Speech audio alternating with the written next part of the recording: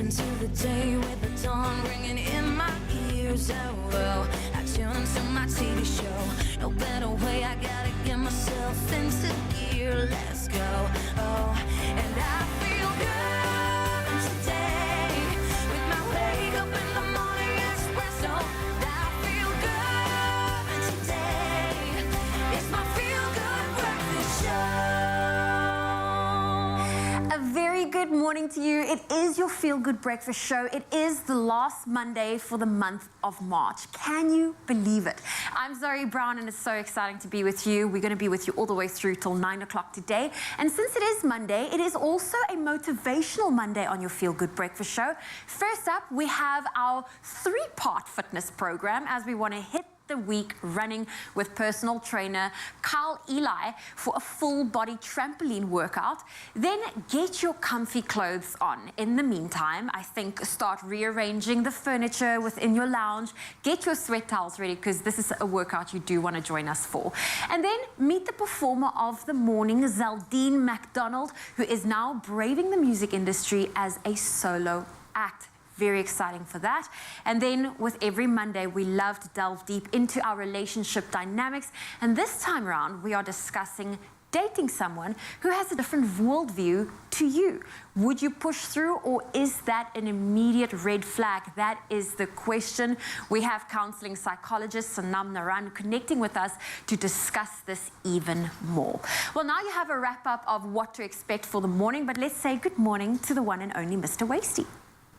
Hey, Zozo, and goeiemorgen and good morning to you. I hope you're going to be nice and comfy with the show today because we've got some really interesting relationship dynamics, which actually led us into our social media topic for the day. And it's around your friends. I mean, do you like friends with the same likes and dislikes as you? Or is it perhaps a thing about you having friends with different tastes and opinions? It's entirely up to you. Personally, I think that those tastes and opinions on a friend basis, I love having differences of opinion because you get a nice scope of any sort of topic. And also, if you've got friends who are not scared to actually just stand up against you and say, Carl, have you thought about this? Or have you thought about that? I think it really adds to your understanding of the world. So let us know on social media. Please add the hashtag Expresso Show while you're at it, and we will take those a little later. And say your name on your Feel Good Breakfast Show this morning as we look forward to so many great performances and fantastic relationship chats that you need to start your week on the final Monday of March. I cannot believe it, but it is that type of year. We are flying through it and being successful as we go along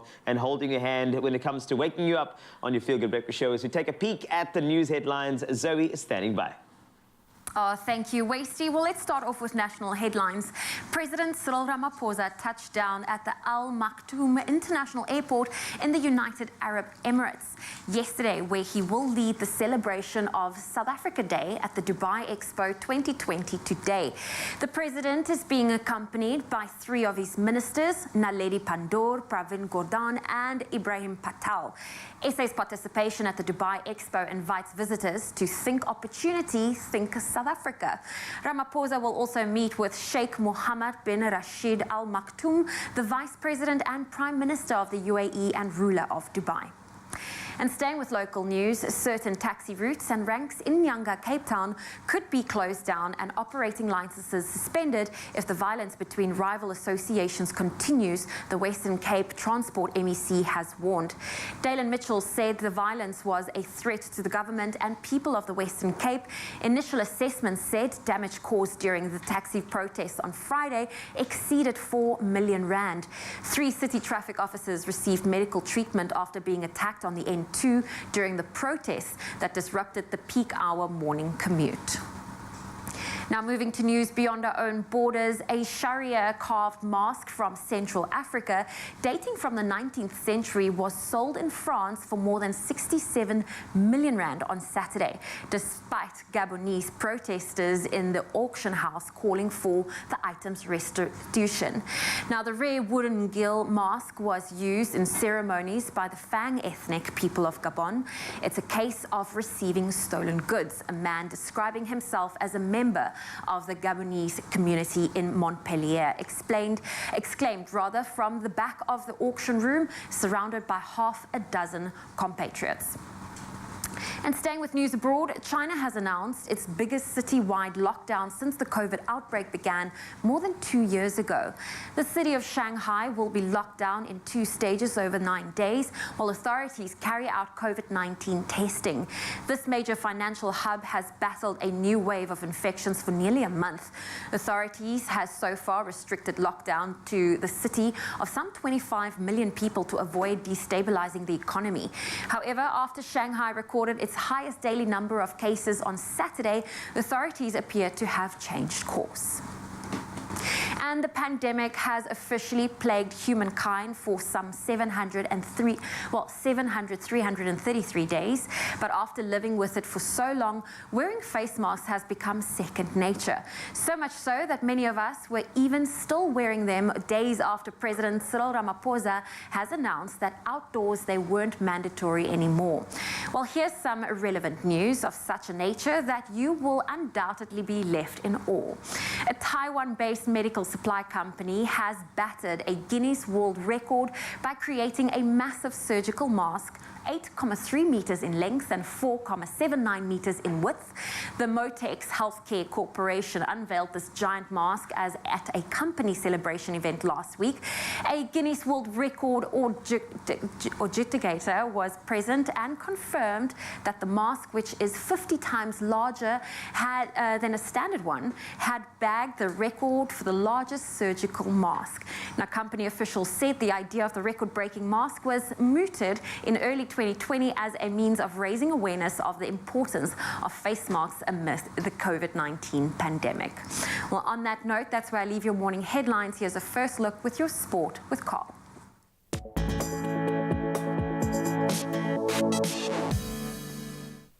Thank you, Zoe. Let's take a look at the sporting action for you. And Mignon du Preez kept her composure and scored an unbeaten 52 as South Africa knocked India out of the ICC Women's Cricket World Cup. In dramatic fashion, South Africa reached 275 for 7, with du Preez hitting the last ball of the match through mid-wicket off Deepti Sharma to seal South Africa's 5th win of the tournament. Laura Wolfhard top scored with 80, while there were 2 wickets each from Shabnim Ismail and Masabata Klaas. Doing so ensured India were eliminated, and the West Indies qualified in 4th place and will face Australia in the first semi-final. South Africa will play England.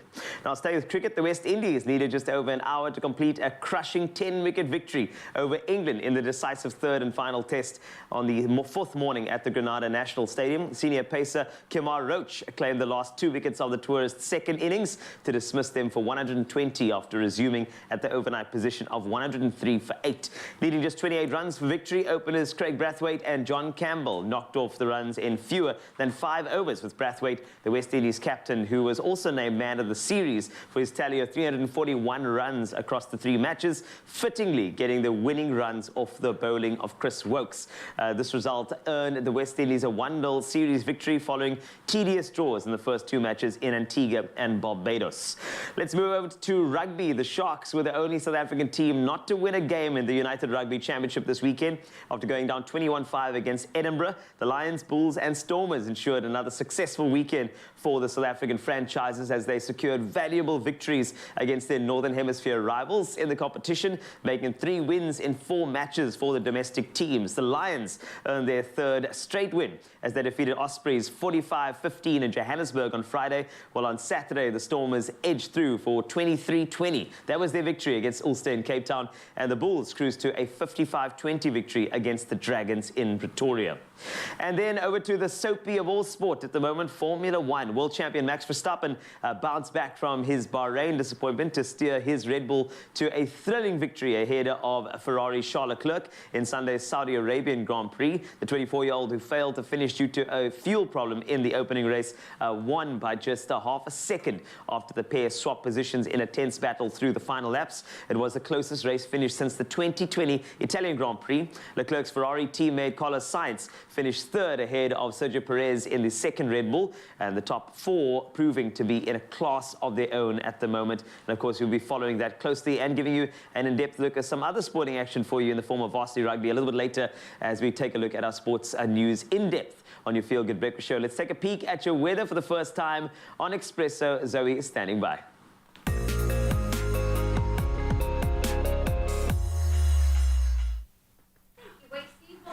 last week, we reported on heat waves at both of Earth's poles in opposite seasons that are causing alarm among climate scientists who have warned that these could signal faster and abrupt climate breakdown. Vast regions of Antarctica continues to experience a heat wave like such as no other over the past week or so, with the results that ice caps have been placed under immense pressure. Scientists note that the sea ice levels in Antarctica dictate weather patterns in South Africa, as the western half of South Africa relies on cold fronts from Antarctica for rain. Research will have it that lower sea ice means less winter rain for the country between the months of May and September, as a correlation exists between sea ice concentration in especially western Antarctica and rainfall in South Africa during that period. If frontal systems break down as part of a warning climate trend, it could have a permanent impact and even change South Africa's weather.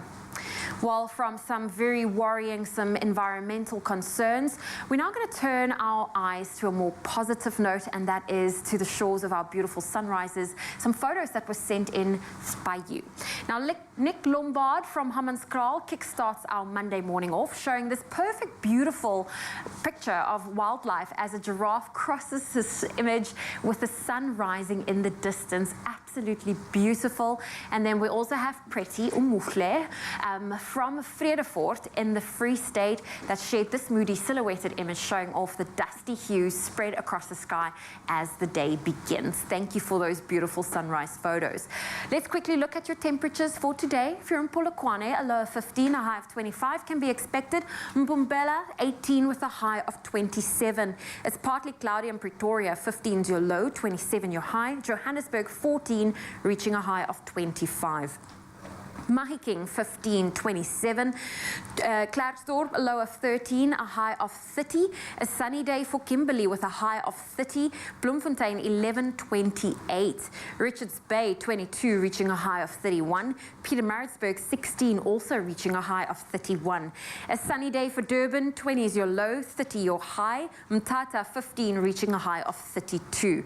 East London, 22, reaching a high of 32. Cradock, 15, reaching a high of 34. Gqeberha, 18, reaching a high of 34. If you're in George today, partly cloudy conditions with a high of 29. Cape Town, slightly cooler, a low of 16, a high of 21 for today. Worcester, 15, 33. Sutherland, 13, 28. And Uppington, expect a low of 22 and a high of 34 degrees Celsius. Well, that's where I leave your weather for now. We'll have another update shortly after 7. The weather's looking absolutely beautiful, and of course, the show as well. Now, coming up is a little look at the weekend action. More importantly, Varsity rugby as well.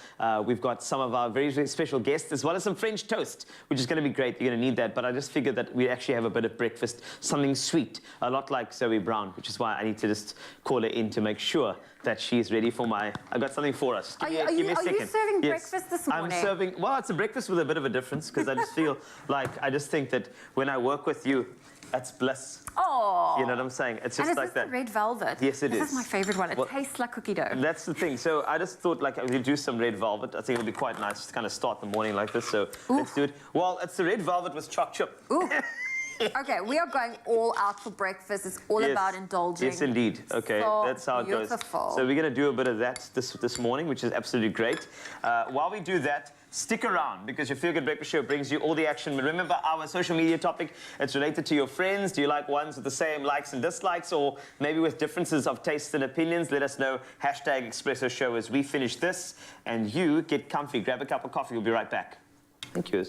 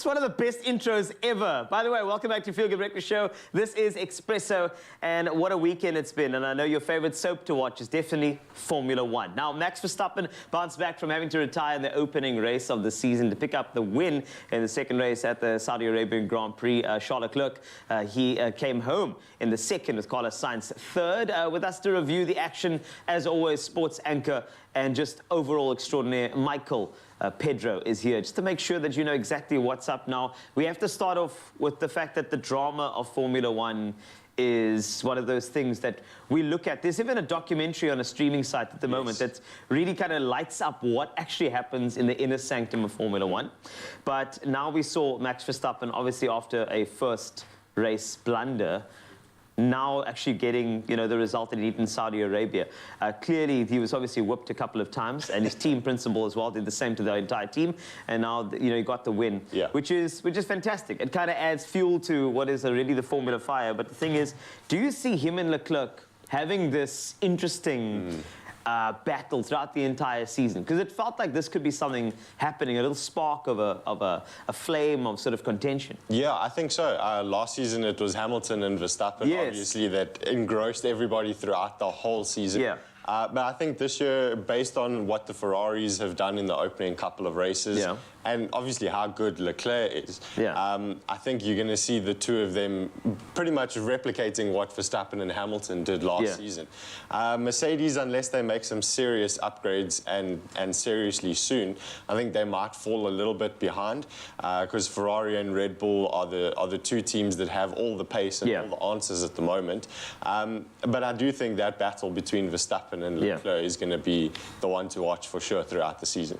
I'm excited about that, and I just hope that it doesn't end the way the other season ended, because that was a bit awkward. But we will move on to Sergio Perez. Of course, it looked fantastic, you know, having a nice sort of a start, and then a very, very sort of advantageous start, and then, of course, landing up fourth. Very disappointing for Sergio Perez, who I actually also feel is quite a great driver to watch. But, you know, what did you make of the fact that you have such a great start off, and then you drop down to 4? I mean, surely some other team strategies, which we'll chat about in a second, paid off. Yeah, I think what messed him up a little bit is the safety car that came out just after he pitted. Obviously, no one can predict when a safety car is going to come, but it just shows you the influence that incidents like those have on a race at any given moment, because it allowed the three guys behind him to go in and put fresh tyres on and then overtake him when he went into the pits. And because the track is so narrow, it's very difficult to overtake, although you wouldn't have said so watching Verstappen and Leclerc go at it at the back end of that race. But Sergio Perez, I think for me, he's probably the best team man, apart from Bottas, in Formula One at the moment. And I think he would have just been happy. Well, obviously, he would have been disappointed starting on pole and not finishing there. But I think after last week, happy to get points on the board. So can we talk strategy for a second? Because there's a thing that you could see very, very clearly. It feels like, and maybe correct me if I'm wrong, because you've done an in-depth analysis of this, but you know, some of the drivers hanging back and sort of waiting for opportunities to then overtake. If you look at Verstappen, the margin of the victory was quite interesting to see. What do you think is happening on a strategic level with these drivers? Do you think they are deliberately sort of hanging back a bit and waiting for that last-minute moment to say, right, overtake now? Is that what's happening in their team comms? Yeah, I think it's an adjustment that they've had to make, because obviously the new regulations that have come in this season, it's a little bit easier to follow the car in front of you, and then if you get DRS, the drag reduction system, you can engage that and overtake them. There we go. But because it's easier to follow, the person you've just overtaken can now do the same to you, because you overtake, and it's not like you pull 20, 30 meters away. You're still right there in front of them. And it happened a couple of times with Magnussen and Hamilton, a couple of times with Leclerc and Verstappen. And credit to the drivers for picking up on that, because everyone thinks, oh, they just get in the car, listen to the team strategy, drive around, and that's it. But there are adaptations that need to be made, especially when new regulations come in like they have for this season. And I think that's what's going to make Formula One a little bit more exciting. That was the whole point of the regulations. And in the opening couple of races, you can see it coming to fruition already. Yeah, it's like a good soapy, you know, the narratives are changing often, and I love the fact that there is that sort of inch-perfect sort of analysis while they are driving. This is the craft of Formula One. I think that we often take it for granted. We do think that they just jump into their vehicles, the vehicles are fast enough and they go, and, you know, you go go-karting and you think it's the same thing, but when you look at those strategies, the DRS system as well, the safety car, the implementation over there, it's a science. It definitely is. So this is going to be a very exciting Formula One season. Of course, well done to Verstappen, and of course, more action to come in the races to follow very, very soon. Also, thanks to Mike Pedro for giving us that in-depth analysis. As you can see, the cars this weekend, they were shoulder to shoulder. And talking about shoulders, take a look at this. Okay. Oh, well, listen, strong shoulders, haha, that's a tongue twister, are unsung heroes of the upper body. And when it comes to legs, it's also super duper important. We have personal trainer Kyle Eli with us this morning, as we're going to focus on leg day first. Is that correct? Yes, that's correct. Okay. You know, they always joke and say, never skip leg day. Never Yes, ever. never ever skip leg day. Okay, so I'm quite excited to jump straight into this because I have to admit, when it comes to my fitness routine, I feel like I'm a little bit out of the loop when it comes to being consistent. I used to do it 5 days a week, now it's down to 1, and I'm trying to get back up there. So you're about to kickstart that. Okay, cool. So today I'm gonna take you guys through 4 exercises. It'll be all legs, lower body. The first one will be a forward lunge. So we take a huge step forward, drop nice and low, and we go up. And we squeeze just over there. Squeeze the glute. All in the buttocks, all the way down and up. Down, up, keep squeezing. So we're going all the way down, up. 3 more. 1, squeeze. 2, squeeze, last one, and 3. Let's swap sides. How are you feeling? Feeling good, feeling good. I love that we're gently getting into this. You're not making me hop around. Exactly. That's the common misconception. We think we should just like jump into the workout. Yes. Whereas we have to warm the muscles up, get the muscles used to the movement. And really focus on the glute. Yes, exactly. All about the squeeze. All about the squeeze. Last one, and time. Okay, our next exercise will be a squat. So feet shoulder width apart, toes pointed slightly outward. We're dropping all the way down using your arms for balance. Down, squeeze, and up. Not all the way up, just there for me. Okay, just there. And just, there we go, keeping tension on the quads. Down, up, squeeze. Give me 2 more. 1 and 2. Okay, next exercise is similar to the forward lunge, but this time we're going backward. So we're confusing the muscles a bit. So all the way back, find your balance, and up. That's it. 2, 3, 4, and 5. Other side, how are you feeling? I'm feeling good. I really like this pace you're putting the different muscle groups through. Yes, most definitely. Other side, let's go. Find your balance, squeeze. 1, 2, 2 more. 1 and 2. Our last exercise. Have you ever heard of a beast hold? No, I have not. Okay, cool. Let's drop all the way down. I feel like you need to demo this first before I commit to it. Let me show you. Okay, so I'll start like this. 1, 2, 3, 4. On my tippy toes, I'll go all the way down, up, squeeze. Oh, okay. So 1, 2, 3, 4. Perfect stuff. On the tippy toes. On the toes. That's it, all the way down, up, and squeeze. That's it, just like an athlete. 2. I'll take that as a compliment. 3, 4, 6 more. 1, 2, 3, 4. Last 2. 1 and 2. Deep breath. Go. Carl. Last exercise. Last one. Okay. Okay. So feet close to each other. You're dropping as low as possible. So we're targeting on the inner and outer sweeps of the quads. And you have to focus on balance here. That's it. Last 3. 1, 2. Last one. 3. And Balance is key here. That's your lower body express for the morning. Oh, listen, what a fantastic lower body workout. I hope you at home moved the furniture around and joined us on this. Carl is not getting anywhere. Carl Eli is with us this morning as he's got a few more workouts to put me through. Oh, you can make my day. Simple as CBD should be.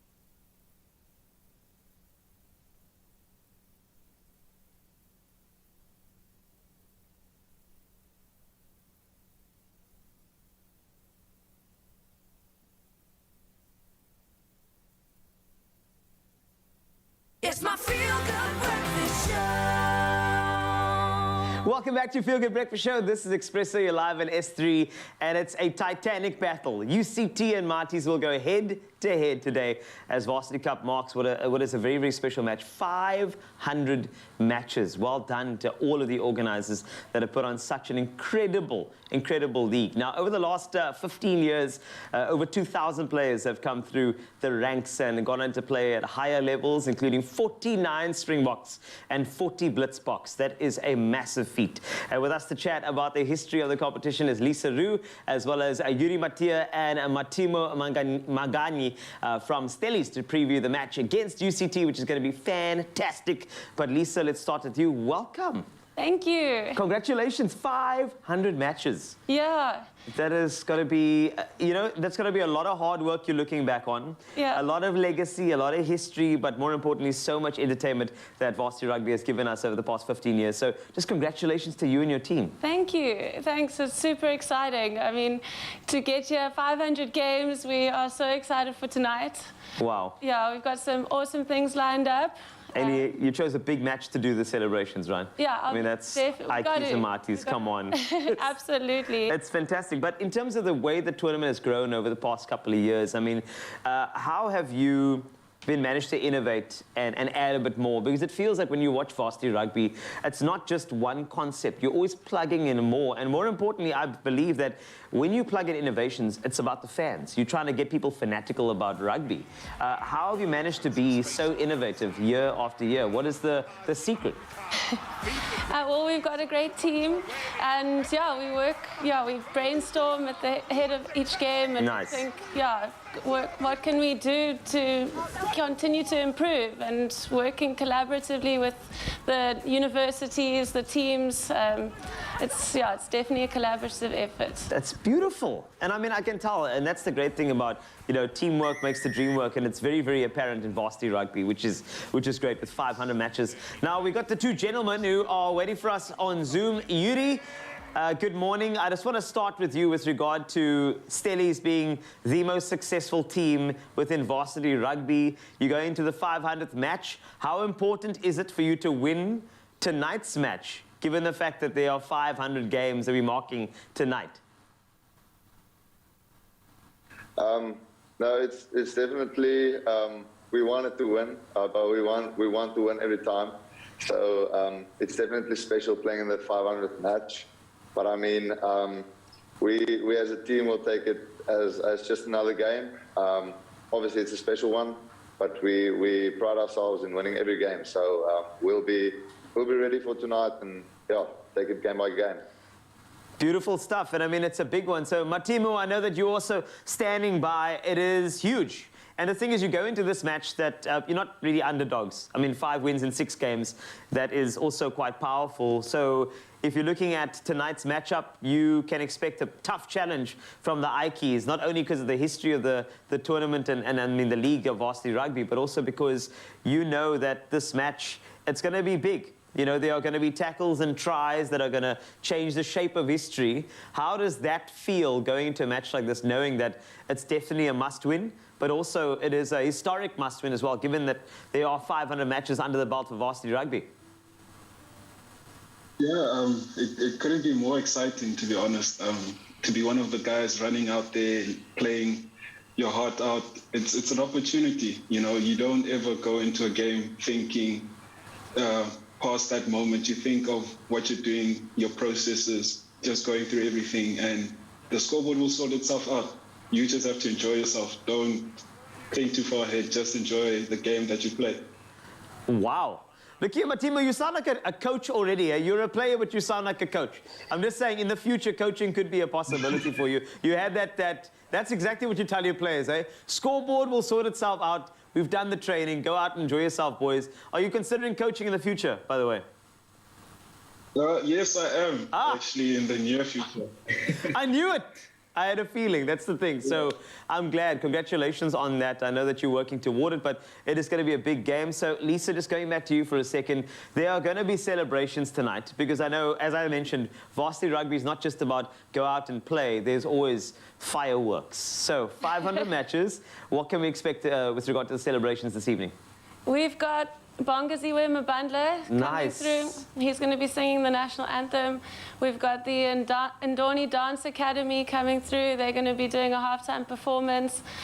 We've also got Kyle Brown, a former UCT player, Blitzborg, coming through. We've got Juan de Jong. Yeah, so we're super excited.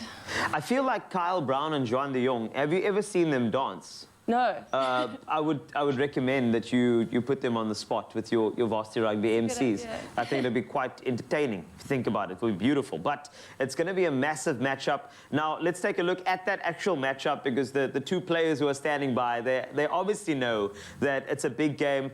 So what type of threat, Yuri, do you expect coming from Ikeys? Knowing what you guys have under your belt in terms of wins, are you expecting one of those challenges where they're going to just throw everything in the kitchen sink at you guys tonight? Yes, definitely. We know from them they love to throw the ball around. If you look at it at a technical point of view, Ikeys have always played a nice brand of rugby, always running rugby. So we're expecting them to do that tonight. And yeah, we're ready for the challenge. I think the Marty's boys also is ready for it and excited to be part of it. And just one last word from you, Matimu, for any of the aspiring Varsity Rugby future stars. How much does this tournament mean to somebody like you, and what does it mean for your rugby future?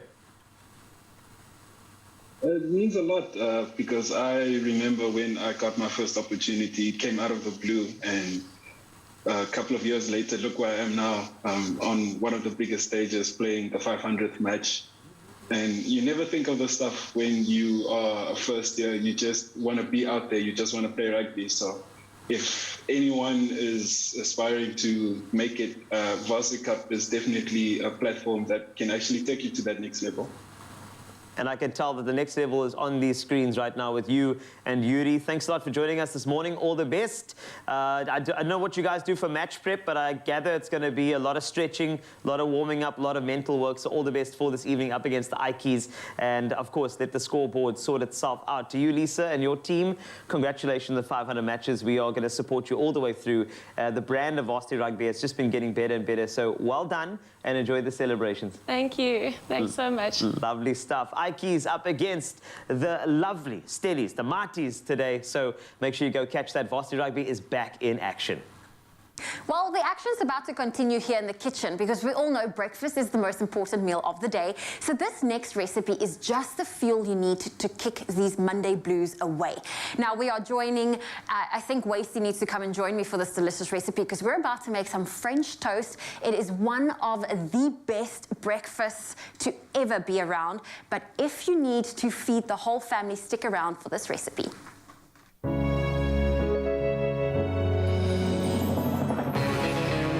With the creamy decadence of double cream bliss from Clover, yogurt has never been so irresistible. Made with love by Clover. Okay, so I said we're going to make French toast. I have my perfect helper in studio to help me. How often do you eat French toast? I don't eat it as often as I used to because I'm trying to keep it together, you know what I'm saying? Trying to get the waisty tight. But it's just a decadent. So if there's a cheat day, you have to have some French toast in the morning. It's beautiful. But I feel like sometimes, you know, you get the soak right. Sometimes you don't. So I'm hoping that we get the soak of the bread right. We're going to get the soak right, and I'm actually going to put you to work to get starting with our custard. No so problem. You've got the eggs, you're going to add in some milk and a pinch of salt. All right. While I mix, you know, you keeping the waist tight. That's correct. I like the brown, so I'm adding some cinnamon to Look the at dark you go. brown How sugar. our surnames work together like that. Okay, cool. I'm going to just get this just whipping up, and then we'll add the milk a little bit later. So we'll get this going, and this is going to be absolutely gorgeous. And we're going for this baker's brown sugar because it just adds that extra bit of sweetness. Naturally, you can go for normal cinnamon sugar with white sugar, or even just, you know, the normal good old brown sugar. Okay. Right. And then I'm going to add about half of these to our crumb for the base of our bread. So you say crumb for the... We're having crumb. We're making crummy for the base. We are doing the cheat day French toast. This is great. I'm going to add a little glove because we've got a bit of flour here as well as some cool, no problem. butter. I love the fact that you got some gloves on. Of course. Hey? That's how we do it. That's how we do it, yo. That's how we're doing it. So we're just going to put our butter in. oh, you know what? I don't want to get this under my nails. And No, but that's the truth. I actually use gloves at home all the time, especially when it be French toast or braaiing. The gloves work nicely, and I think that when you've got guests over, the gloves thing, there's that sort of thought in their heads, oh, okay, it's a very sanitary kitchen. Yes. It's all good, you know, which is great. So I'm going to do a little bit more milk over here, and then we're actually good to go. And then, because I know that milk is going to help brown the French toast as well. So this is going to be great, yeah. So I'm busy here with our crummy. I'm going to add a little bit more of the sugar. The brown sugar. Brown Because don't waste it. No, Yeah, we're not going to do that. You We need to stay true to our surnames. That's how it goes. Okay. Okay, Beautiful. fantastic. So I'm going to add our cinnamon sugar. Let's do this. This is what the glove was for. Yes. Oopsie. Don't look at that. We won't look. We're not looking. We're just chilling. We're not looking. So we're going to start off with the base, just some cinnamon sugar at the bottom. Oh, wow. And then we're going to add the rest in there. We've got some brioche bread and chocolate spread. What are we doing here? We are making it extra decadent. I'm only going to butter, well, I say butter, I'm only going to spread the one side. Well, I mean... Imagine we double up. I mean, some people like to have their bread buttered on both sides. That's very true, you know, but we're going to just chocolate it on both sides. Okay, but you are proper making... This is a different French toast. This is not even cheat day. This is cheat week. We should call it South African toast. That is not French toast. That is very true. Because the French, maybe the South African, we have to add more to it through. So let's do that. So then you simply just layer it. We're going to add that custard mix that you've made. Oh my. To our bready mix. Okay, look here. I just love the way you are proper spreading that. Of course. That is it's incredible. So can you pour our custard mix over? And then we're going to put it in the fridge for about 20 minutes. You're going to pour it over your bread, eh? Pour it over. Okay. And that 20-minute fridge session, I'm calling it that, will just really allow that eggy custard that you've just made to absorb into our brioche bread. Beautiful. Oh, make sure it's covered. You don't want to miss any of the corners. Okay. There we go. So we're going to pop that into the fridge for 20 minutes. Then we're going to pop it into the oven, covered in foil for 20 minutes. And in the last 20 minutes, we're going to remove the foil just to get that crunchiness. But of course, we need to finish it off with our crumble. I feel like I need to put another glove on. Just put the glove on, okay? You know what they say, no French toast, no glove. You can crumble at the top, and then this is when we serve our French toast. We are going to use our Clover Bliss double cream plain flavor. Going to add about a cup or so we can just guesstimate. Scalpel, but yes. So do you want to do a little bit of... surgery operation today. You want to do a little crumble over here, right? Add a bit of honey. Okay, that's great. Wow, you just... This is a spread and a half. This is great. You know, I kind of want Ryle to have this. You know, it's because I do. Because, you know, if you like you're SA champ and that sort of thing, I think what you need... King of the beach. This is the, faster man on sand. Then we'll have to just entertain him with this. I think that he'll enjoy these calories. Because he's been in calorie deficit for way too long. It's about time we put him over. I'm adding some nuts to it, but then obviously once we have our... Oh, you're really going for that crumb. Yes, I'm thinking about Ryle. I told you. So when it comes out, it will look like that. You simply serve it with your, you know, your little homemade topping of our Clover Bliss double cream, and it's amazing. That is great. And I gather that the ingredients to all of this, when I say all, I mean all of this, will be available on expressoshow.com. Make sure you check it out. And I think that if you've missed any of the steps, I believe that there should be a recap, because I think I did it. That's the sort of verbose way. There is a simpler way that you can do it with sort of less. So go check it out now. Wow.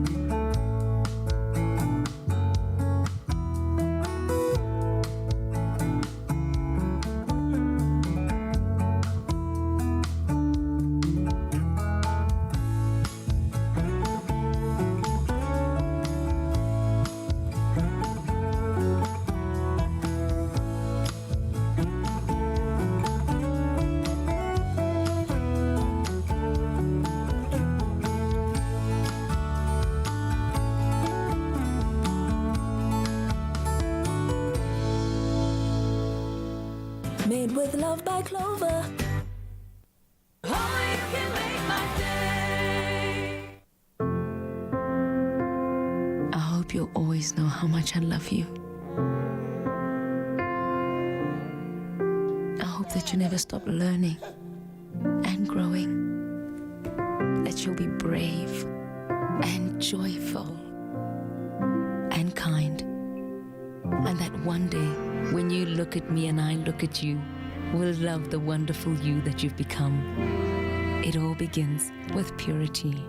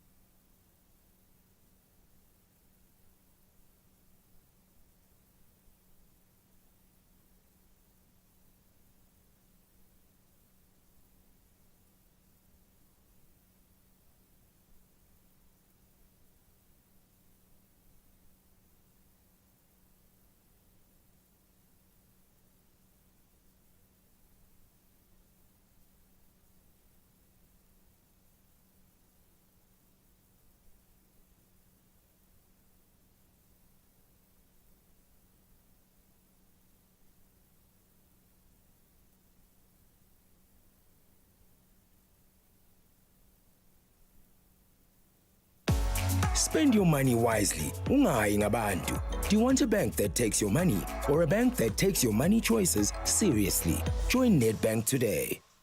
It's my feel-good breakfast show.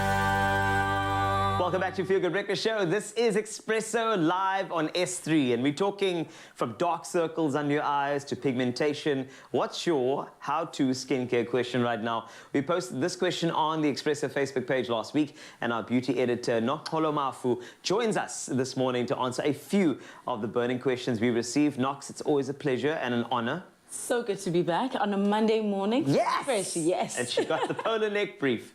That's the most important thing. So when it comes to skincare, this is always a big question mark. There are just so many different angles people try to, you know, especially around like, you know, a gathering. Oh, yes. You should try this, you should try that. Oh, and I think goodness. that it's important to listen to just one source and keep it there as opposed to too many applications to the skin. Exactly. So what we do have is we have somebody who stepped in and wanted your help. Okay. Dorothy van Wy saying, I have very bad pigmentation and dark circles under my eyes. Any suggestions on what I can use? Thank you so much. All right. Yes. Well, this is an issue that we all tend to have. And I think, you know, Dorothy, it is something that you have to work with. But they're amazing products. And I think the Radiance range is great for this because it deals with dark spots, it deals with pigmentation, and really helps the symptoms of it. So what I love about this, you could maybe try something like the Brightening Day Cream. All right. This is like an SPF 20, but what I love about this is that it helps, it's got Polyshield, which is a great ingredient that helps protect the skin from like the world's pollution, you know what I mean? Yes. We're always out there. So this is really great. But then of course, if you want to target it a little bit more, you could try the dark spot corrector, which you can use after using a cleanser, and you put this on the area that you want to deal with, slightly pat it with the middle finger.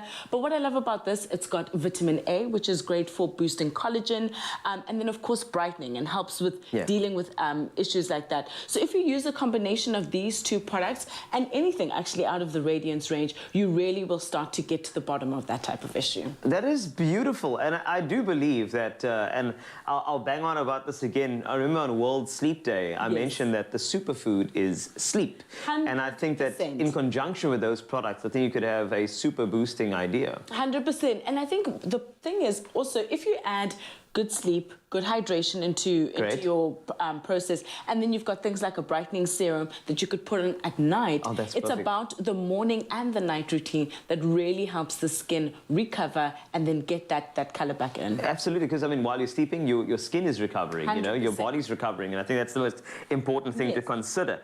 So there are a couple of pearls of wisdom there, guaranteed, but we have another individual who would like your help. So Teresa Maika saying, a big shout out to Knox Mafu, and thank you, Knox, for all the skincare tips on Expresso Morning Show. Oh. Look at that, eh? I'll sleep. Okay, so the question is, seeing as most people here have a problem with dark circles under the eyes, I'd like to know what causes dark circles under one's eyes. Thanks, Knox. Well, you know, it's a mix of things. Sometimes it's a matter of stress. Sometimes it's also genetics. And so I think people need to also understand, like, what is the cause of it, right? But what these products help with, right, is really to just deal with, like, the appearance of it.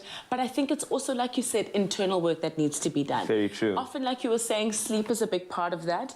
People were also not getting enough, you know, even what do you call it? Like circulation. That's the word I'm trying to Yes.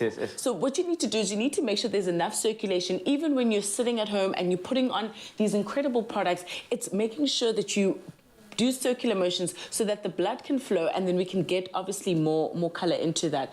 But of course, these are here to assist with that. I mean, I love, for instance, this is the multi-active eye gel, right? Which often people deal with. This is great because it's not as oily. It's more of like a gel base. And so if you're someone who has oily skin, this might be a good alternative for that. Perfect. So what it helps with the appearance of that, but a conjunction of good habits, internally, good sleep, and these products, you really are going to be fine. Beautiful. Now, Knox, thank you so much for answering all the questions once again. I know if you have more, Knox will be available for you in the future, but give your skin the TLC it deserves with W Beauty's vegan and cruelty-free skincare products, and you can shop it in-store, online, or on the app right now. Thanks, Knox. Pleasure.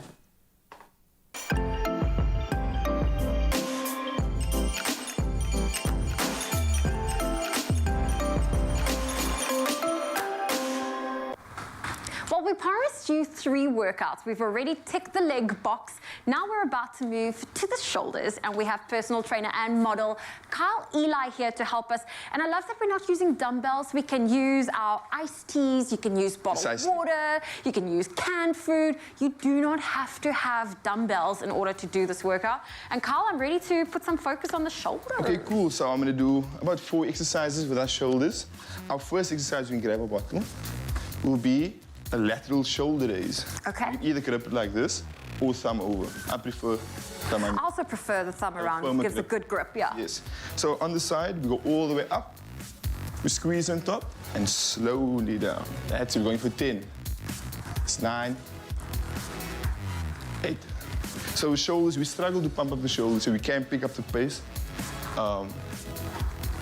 Because it's a very small muscle group to pump. It is a small muscle group, and we do have a light weight. Exactly. 3 more.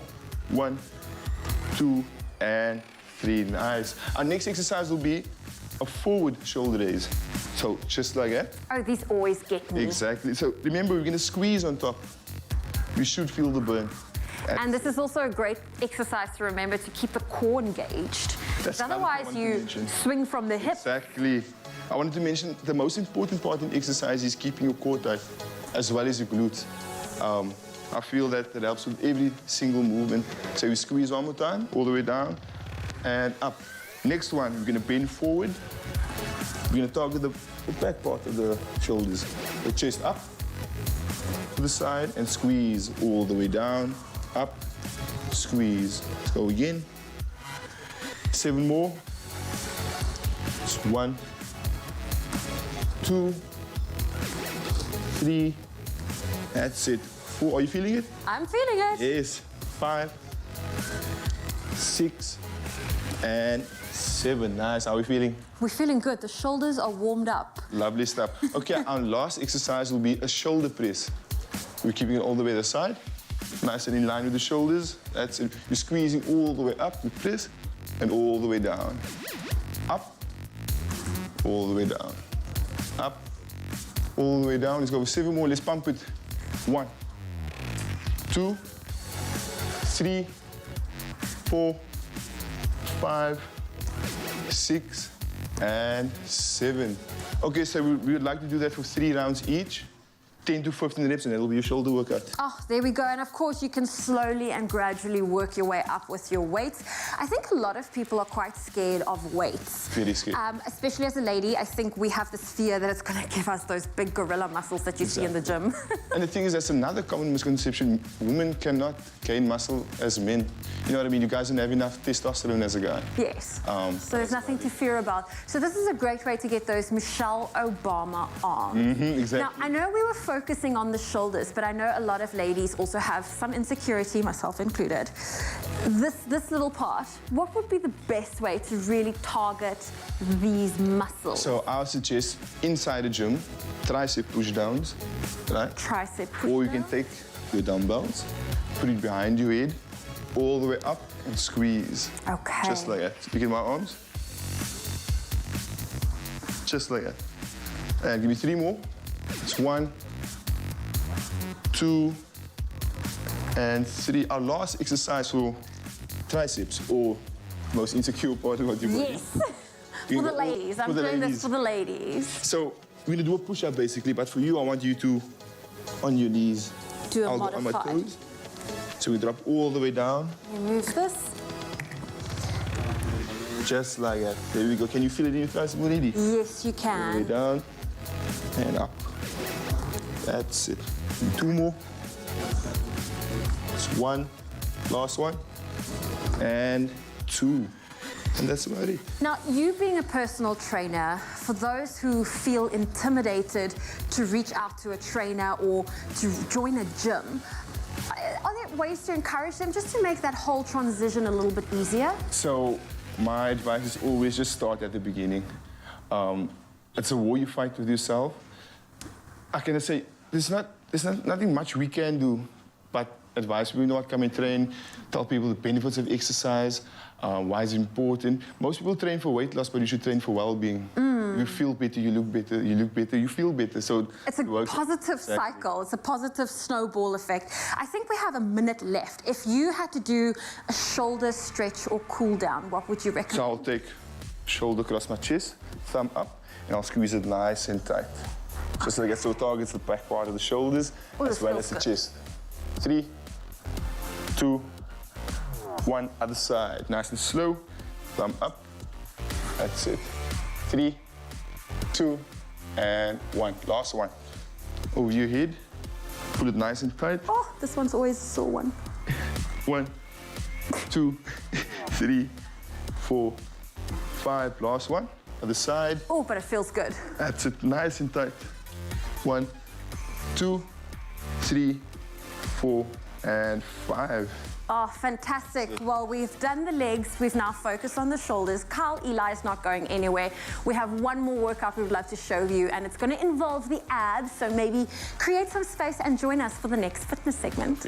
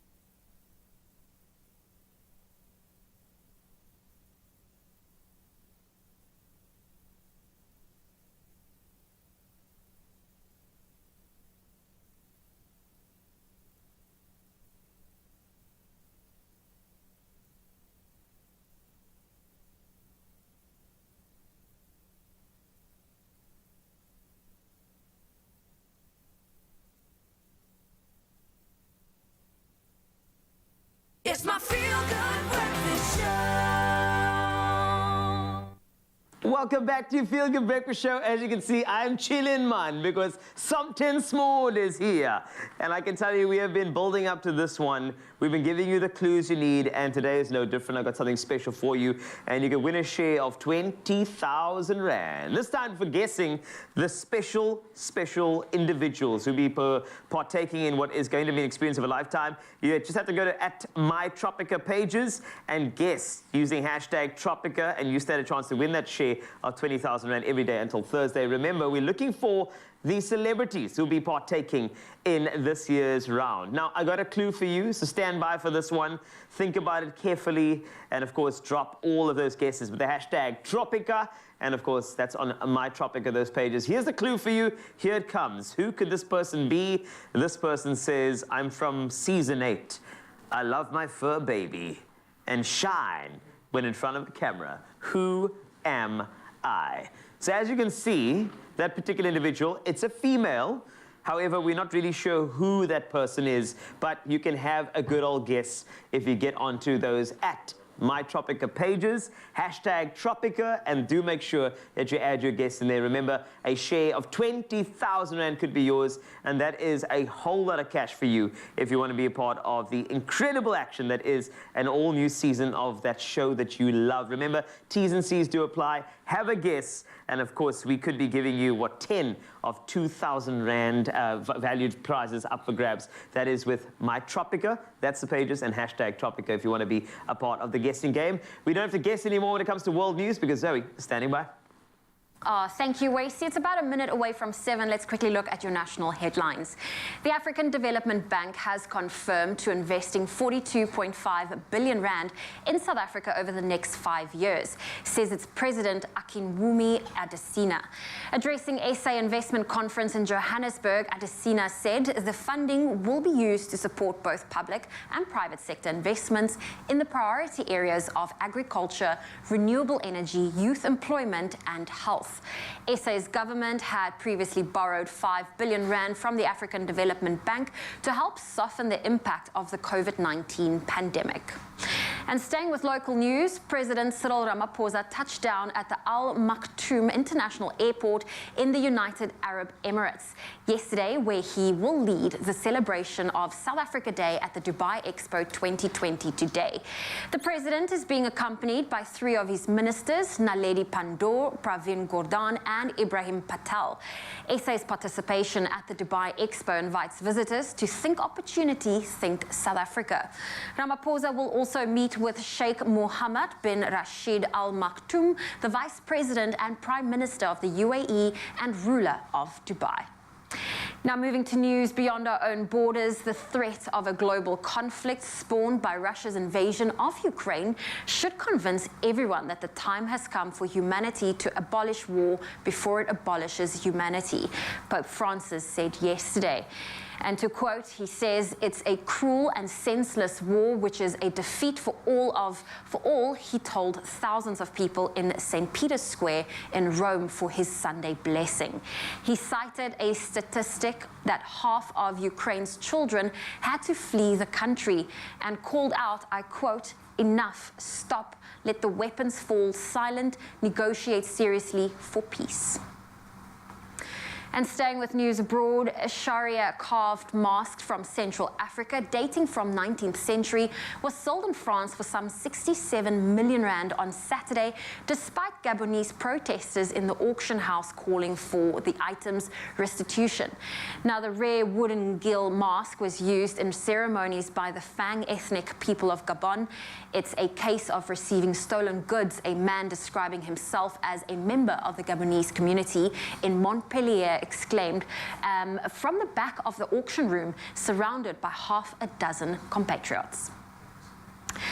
And the Foo Fighters drummer, 50-year-old Taylor Hawkins, has died unexpectedly at a hotel in Bogota, Cambodia, with the band due to play at the music festival this past weekend. He did not respond to resuscitation efforts. The Colombian Attorney General's office said it was still investigating and would release more details later. Hawkins' death was announced by Foo Fighters in a statement in which they said they were devastated by the loss and pleaded for his family to be given privacy. Hawkins joined the band in 1997 and on top of his drumming skills had writing credits on several songs. News of his death had stunned fans with thousands lighting candles and holding a minute's silence. This is outside the venue where they were due to play. Tributes have been pouring in from the world of rock and beyond. Ozzy Osbourne said Hawkins was an amazing musician, while Mick Jagger referred to the news as incredibly sad. Foo Fighters have cancelled their remaining South American tour. Well, on that very sad note, that's where I leave your morning headlines for now. Here's another look at your sport with Wasty.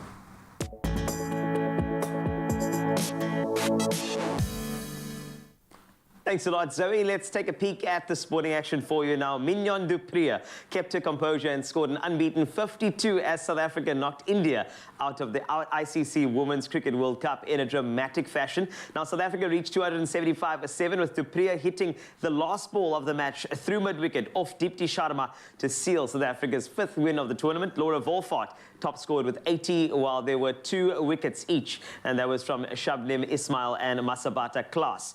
Doing so ensured India were eliminated, and the West Indies qualified in 4th place and will face Australia in the first semi-final. South Africa will take on England. Now, staying with cricket, West Indies needed just over an hour to complete a crushing 10-wicket victory over England in the decisive 3rd and final test of the 4th morning, on the 4th morning at the Grenada National Stadium. Now, senior pacer Kemar Roach claimed the last 2 wickets of the tourists' 2nd innings to dismiss them for 120 after resuming at the overnight position of 103 for 8, needing just 28 runs for victory. Openers Craig Brathwaite and John Campbell knocked off the runs in fewer than 5 overs, with Brathwaite, the West Indies captain, who was also named man of the series for his tally of 341 runs across the 3 matches, fittingly getting the winning runs off the bowling of Chris Wokes. This result earned the West Indies a 1-0 series victory following some tedious draws in the first 2 matches in Antigua and Barbados. On to rugby. The Sharks were the only South African team not to win a game in the United Rugby Championship this weekend. After going down 21-5 against Edinburgh, the Lions, Bulls and Stormers ensured another successful weekend for the South African franchises as they secured valuable victories against their Northern Hemisphere rivals in the competition, making 3 wins in 4 matches for the domestic teams. Now, the Lions earned their 3rd straight win as they defeated Ospreys 45-15 in Johannesburg. That was on Friday, while on Saturday, the Stormers edged through for a 23-20 victory against Ulster in Cape Town, and then the Bulls cruised to a 55-20 victory that was against the Dragons in Pretoria. Now on to Formula One, the soapy of any sporting action all over the globe. Now, Formula One world champion Max Verstappen bounced back from the Bahrain disappointment to steer his Red Bull to a thrilling victory ahead of Ferrari's Charles Leclerc in Sunday's Saudi Arabian Grand Prix. The 24-year-old, who failed to finish due to a fuel problem in the opening race, won by just half a second after the pair swapped positions in a tense battle through the final laps. It was the closest race finish since the 2020 Italian Grand Prix, and Leclerc's Ferrari teammate Carlos Sainz finished 3rd ahead of Sergio Perez in the 2nd Red Bull, and the top 4 proving to be in a class of their own in what was a dramatic finish in that Saudi Arabian Grand Prix. Now, more action to follow at about 8 o'clock, but for now, let's take a peek at the weather. Zoe is standing by.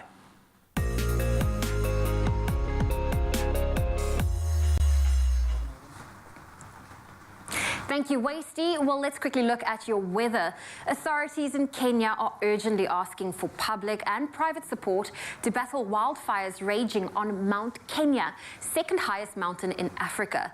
The requests come after failed attempts to extinguish the blaze, which ignited some fortnight ago. Julius Kamau, head of the Kenyan Forest Service, said illicit activities such as arson had been possible causes. Firefighters and local volunteers have spent days fighting the fires on the eastern side of Mount Kenya. Kamau said the flames have been contained to the moorlands, but they would need more help to extinguish them or to prevent them spreading to forested areas. He attributed extraordinary heat causes by climate change for the conditions that have fueled the fires. Kamau says, and I quote, "We usually have rains by middle March, but there is still no rain." Kamau added that the extended drought made it difficult to predict when the fires could be quelled. At 5,199 meters, Mount Kenya is the highest mountain in Kenya. Well, our thoughts and prayers are certainly with all of those involved, especially the firefighters and volunteers. And we now bring it back to our own shores. We're going to look at those sunrise photos that were sent in by you on our Expresso Facebook page.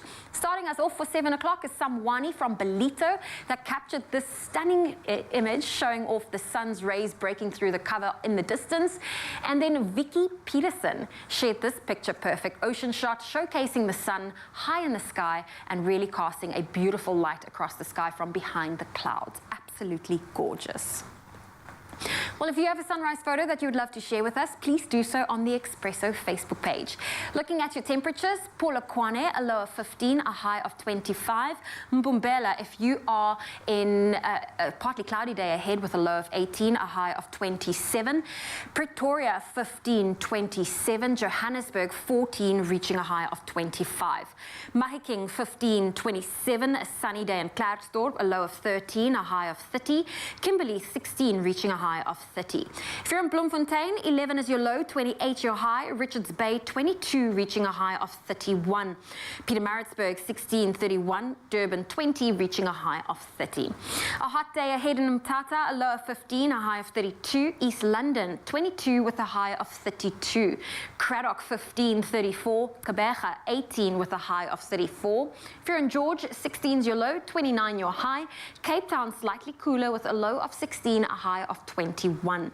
Worcester, 15, 33. Sutherland, 13, 28. And Uppington, a low of 12 and a high of 34 degrees Celsius.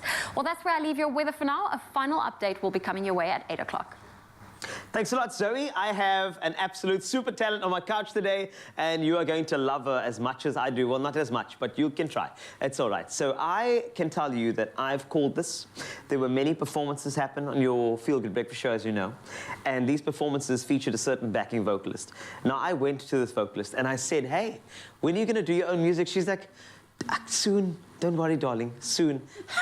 Today is the day. We're leaping into a bold change. Zaldine McDonald, somebody that you have seen on this show, but as a backing vocalist is stepping out of a comfort zone and putting herself first by being a standalone solo act. And I think a solo music career is bold, it's brave. It's Zaldine McDonald on your Feel Good Breakfast show. Zaldine, I am taking all the credit for this moment. All of it. All of it. Okay, no, I'm just kidding. How are you, man? I'm good, How are you? I am very, very well, thank you. I love your energy this morning. Yeah, very calm and relaxed. Yes. Until we get singing a little later, and then you're hitting those high notes. Yes. Can I just start off by saying I'm so proud of you. Thank you so much. I am really proud because so much. I've seen you do the backing vocal thing for too long, and it's about time you step out on your own. You're a mother of one. Yes. You are an independent woman. You are so powerful in your own right. But I think that people need to know a bit more about you. We've always asked about those leading vocalists. It's your time to shine, honey. So let's do that today. Tell me about Zaldine. Where did she start singing? Where did the bug bite her? I think I just started basically, in church. Yes. My grandma used to groom me who I am today. Yeah. And I think I'm extremely grateful and thankful to actually, with my open personality, knowing that I can do all things. You can. So yeah, I'm in the trade of trying to, put my hands in everything, being a backing vocalist, being a lead vocalist, being a vocal coach, and just grooming people's characters out there. So yeah, that's me. Is that just you in a nutshell? I think being a mother and doing this at the same time, yeah. I'm not going to say it's challenging. I think it's the best thing that could ever happen because my son is actually looking at me and saying Mommy, you're pretty. Mommy, you sang good. Mommy, can I play for you? Or, so it's moments in my life.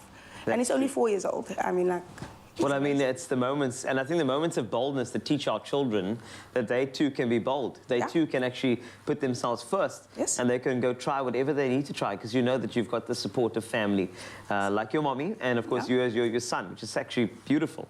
Now, your stages you've shared, not only have the performers on this show been exceptional, thanks to your backing vocal, by the way, but I think Tevin Campbell being on a stage with a caliber like that, Sybil, Jonathan Butler, a bunch of others that I'm not mentioning right now. Do you think that all of these individuals have shared a little something with you that have built up to this moment of you going solo? Yes, I think like they just created like when they come from, you know, from afar. Yes. They create an atmosphere of, you know, we take center stage and we run with this. So I loved all of those moments, like, you know, the sound that came out of, and I know that being an alto singer is also not one of the most, you know, easiest tasks within a backing range. So for me to actually just learn something new within that moment was just absolutely amazing. And, you know, lights, camera, action, I'm just ready for it all the time. And the one thing with an alto singer is that there's nowhere to hide. No, I mean, if you're a step out, you can hear that in the harmonies. You can hear that. So I completely understand. But now it's showcase time. It's time for you to not doubt yourself. It's time for you to step out and show who Zaldine McDonald is to the world. And there's a showcase on the 1st of April. I want to know all about it, please. Okay, so it's basically happening at Isabella's Grill. It's been managing by Sydney Oliver. Okay. So I went to him and I approached him and he said, like, why not? Why not? Just come and do your thing. And I would like to invite people to actually just come out and just enjoy the evening with me. It's this coming Friday, the 1st of April, and it's 150 Rand at Isabella's Grill. That is great. And there's going to be great guest artists like Jenna Spelling and Craig Jordan that's going to join me on stage. And we're just going to have a wonderful, intimate evening of pure music. Pure music? Oh, my goodness. Remember, if you're not there, you are going to be the only April Fool. Just letting you know, 1st of April. Now, 2022, what is the plan? Are we dropping a single? Are we going to do an EP? Are we going to hoist something? What's happening? I think like I started last year. Yeah. With Arts Unite being at the Roxy, I started doing my own music after years. Yes. Oh my goodness! But I've been a writer for all along. Yeah. I was just scared to bring it out. So I think like I really want to hit studio now. I have good music. I know you do. And wonderful sing-alongs. Yes. Yes. So it's time, eh? Yeah, I think it's time for that. It's time for that. I think it's time for you to hook up with the studios, the producers, and make this happen. Isabella's Grill, don't be April Fool. Get tickets now. Hello.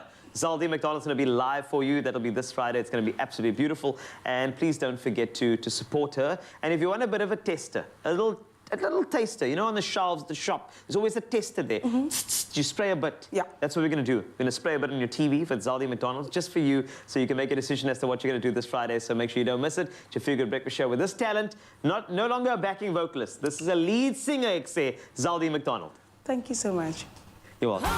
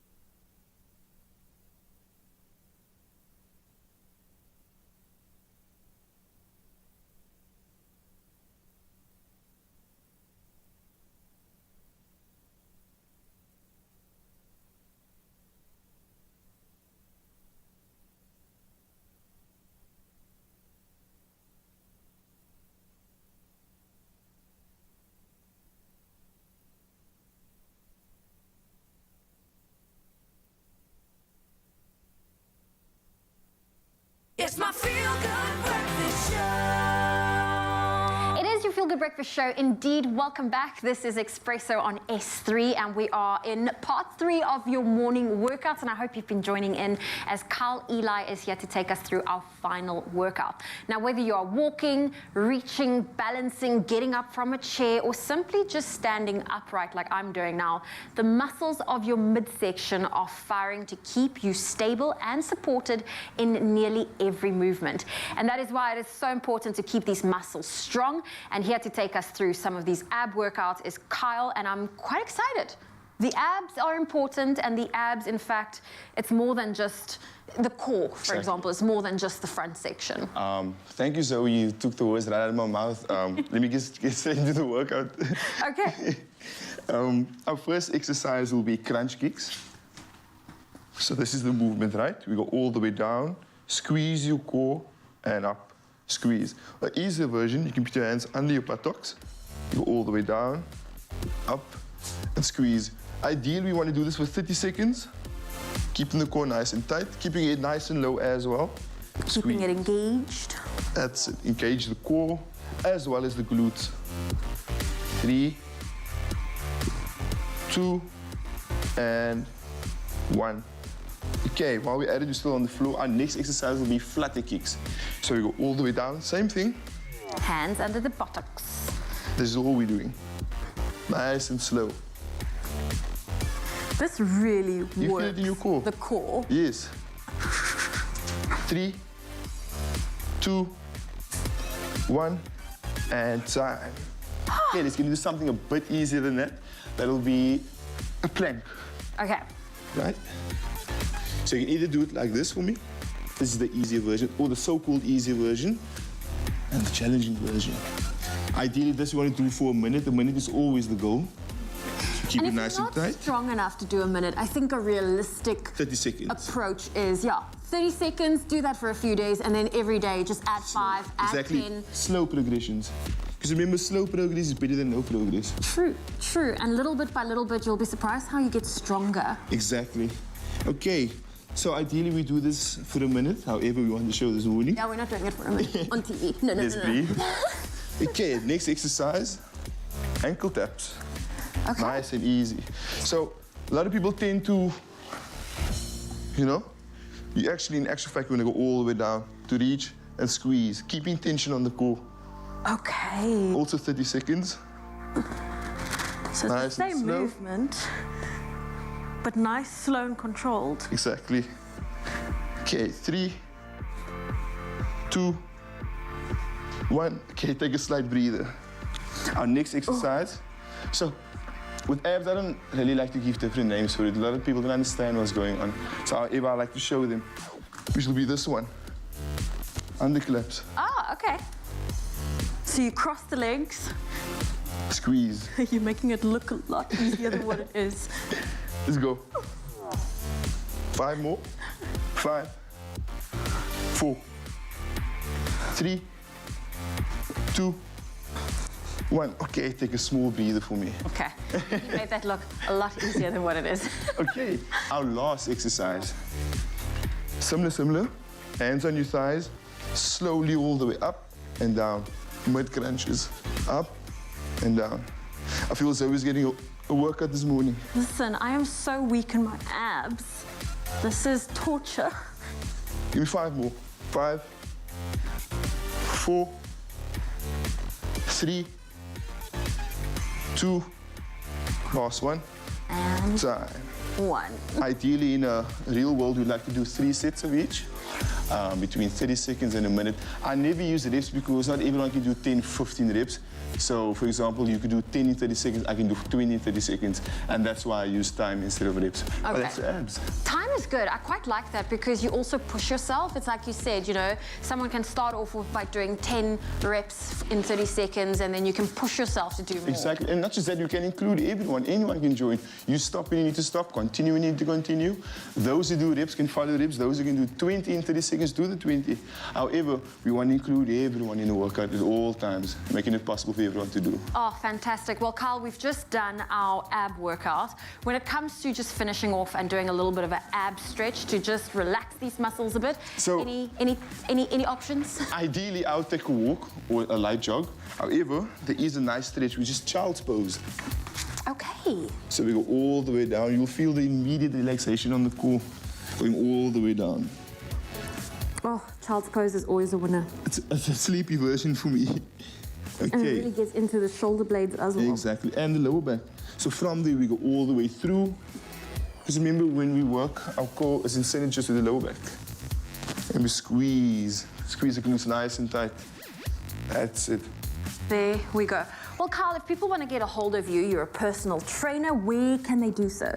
On Instagram, at King Carl II. That's my IG. I'll post my modeling pictures there, fitness. I do a bit of everything on there. That's my platform for everything. Well, there you go. Thank you for joining us today. I really enjoyed it. And hopefully you at home enjoyed it too. From legs to shoulders to abs, we really did a full body workout today. Lovely stuff.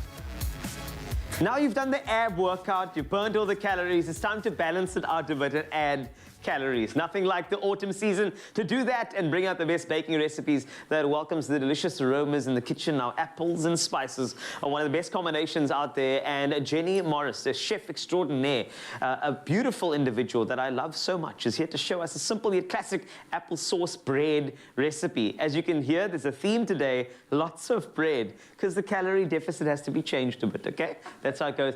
Morning. Hello, darling, and how are you? I'm very, very well. I'm ready. I'm ready for you. You're ever ready. You're like a always. baby, always. I am.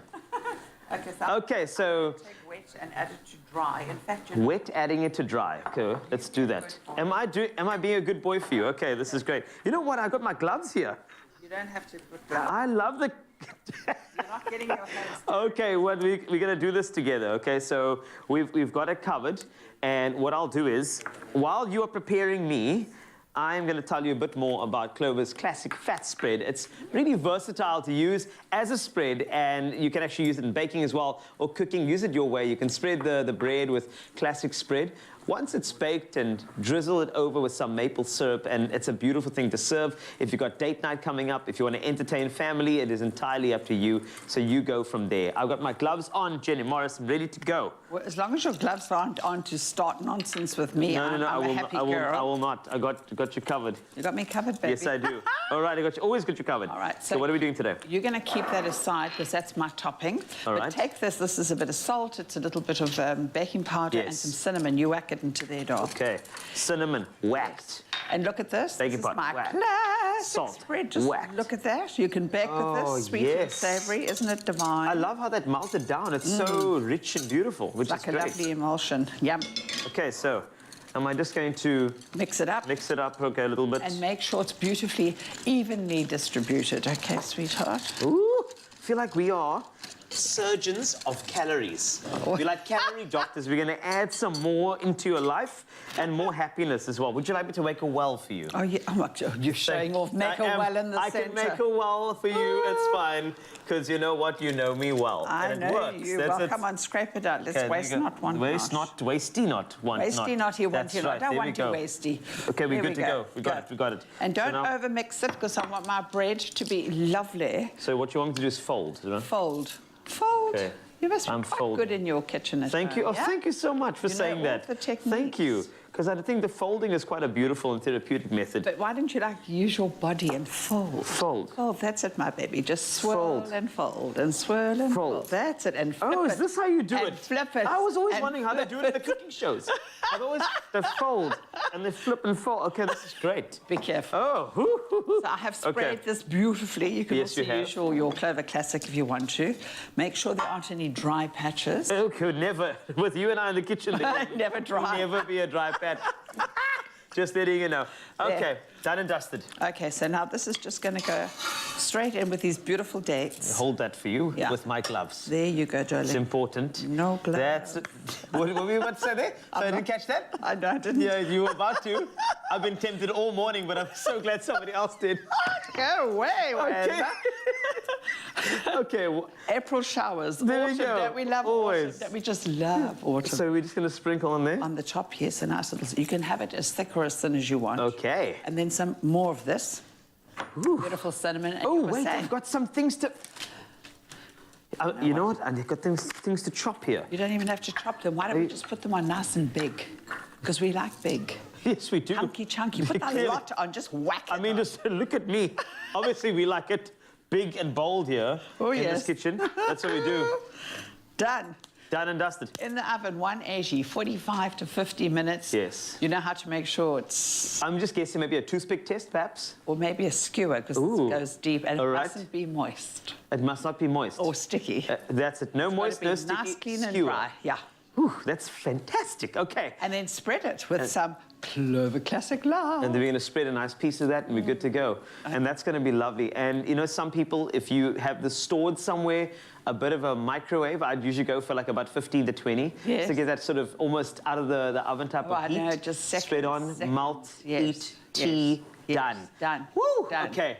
This has been beautiful. If you want to get any of the ingredients, please go over to the expressoshow.com. That's our Facebook page, or in fact, that's our website. Go get the recipe, go get the method, and go get your calories for autumn. It's autumnal and beautiful with Jenny Morris.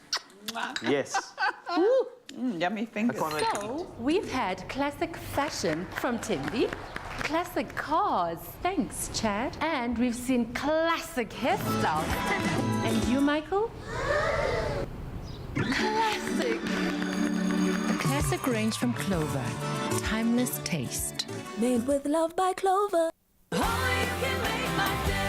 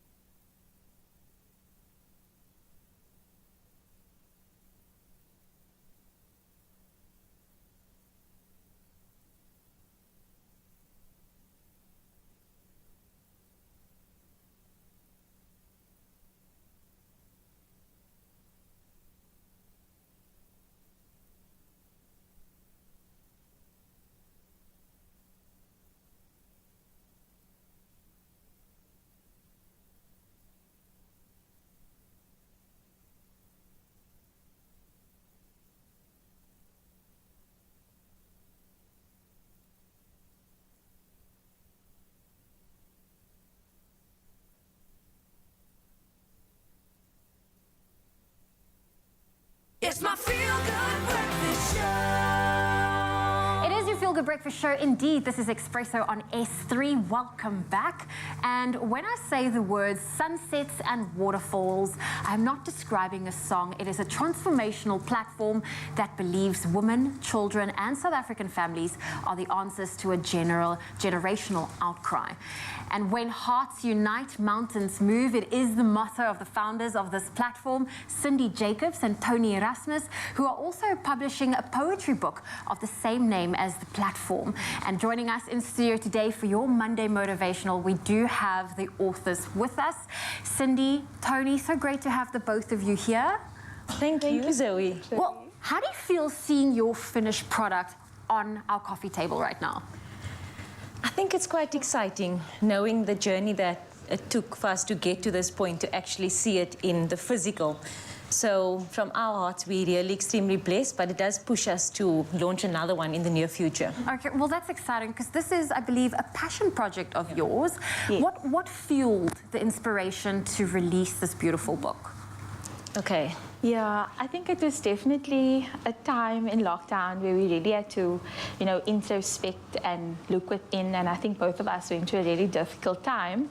As it says, the heartbreak that masks our true purpose. Mm-hmm. And during lockdown, it was really how can we reflect to look at our stories, owning our story and sharing it with others.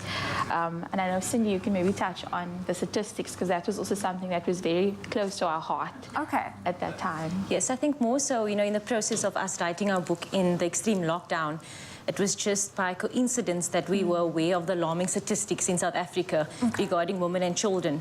So that definitely motivated us to keep it going, to encourage others to also share their stories. Okay. What kind of statistics were these, if I can ask, in terms of... I think more so the gender-based violence and knowing the situations that children and women find themselves in an unprecedented time. Okay. So... that really pushed us to share our story and to become vulnerable in that sense. And it's beautiful. I mean, it's so incredible to see this book in front of me. It's got over 300 poems in it. Who would pick up this book and read, or who should pick up this book and read it? Okay, so I think, Zoe, in our humanness, we connect with people. So most people have endured, a heartbreak, disappointment, rejection. And so whoever would pick up the book, it would meet them at their preferred journey and in season. So, yeah, I think it would be for everyone.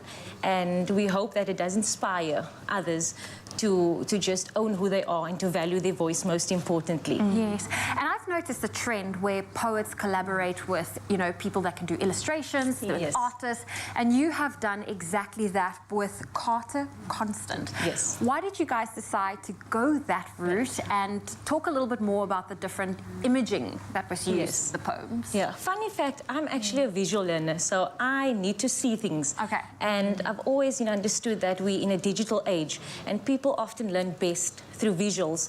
And to, for us to understand the comprehension, understanding, I thought, let's incorporate, written work, and that's Tony's strength, and I'm more of the visuals. Let's bring it together, and make it happen, and that's exactly what we did. So hopefully the visuals can speak to people who are not often drawn to words, which is me, Zoe. So, yeah.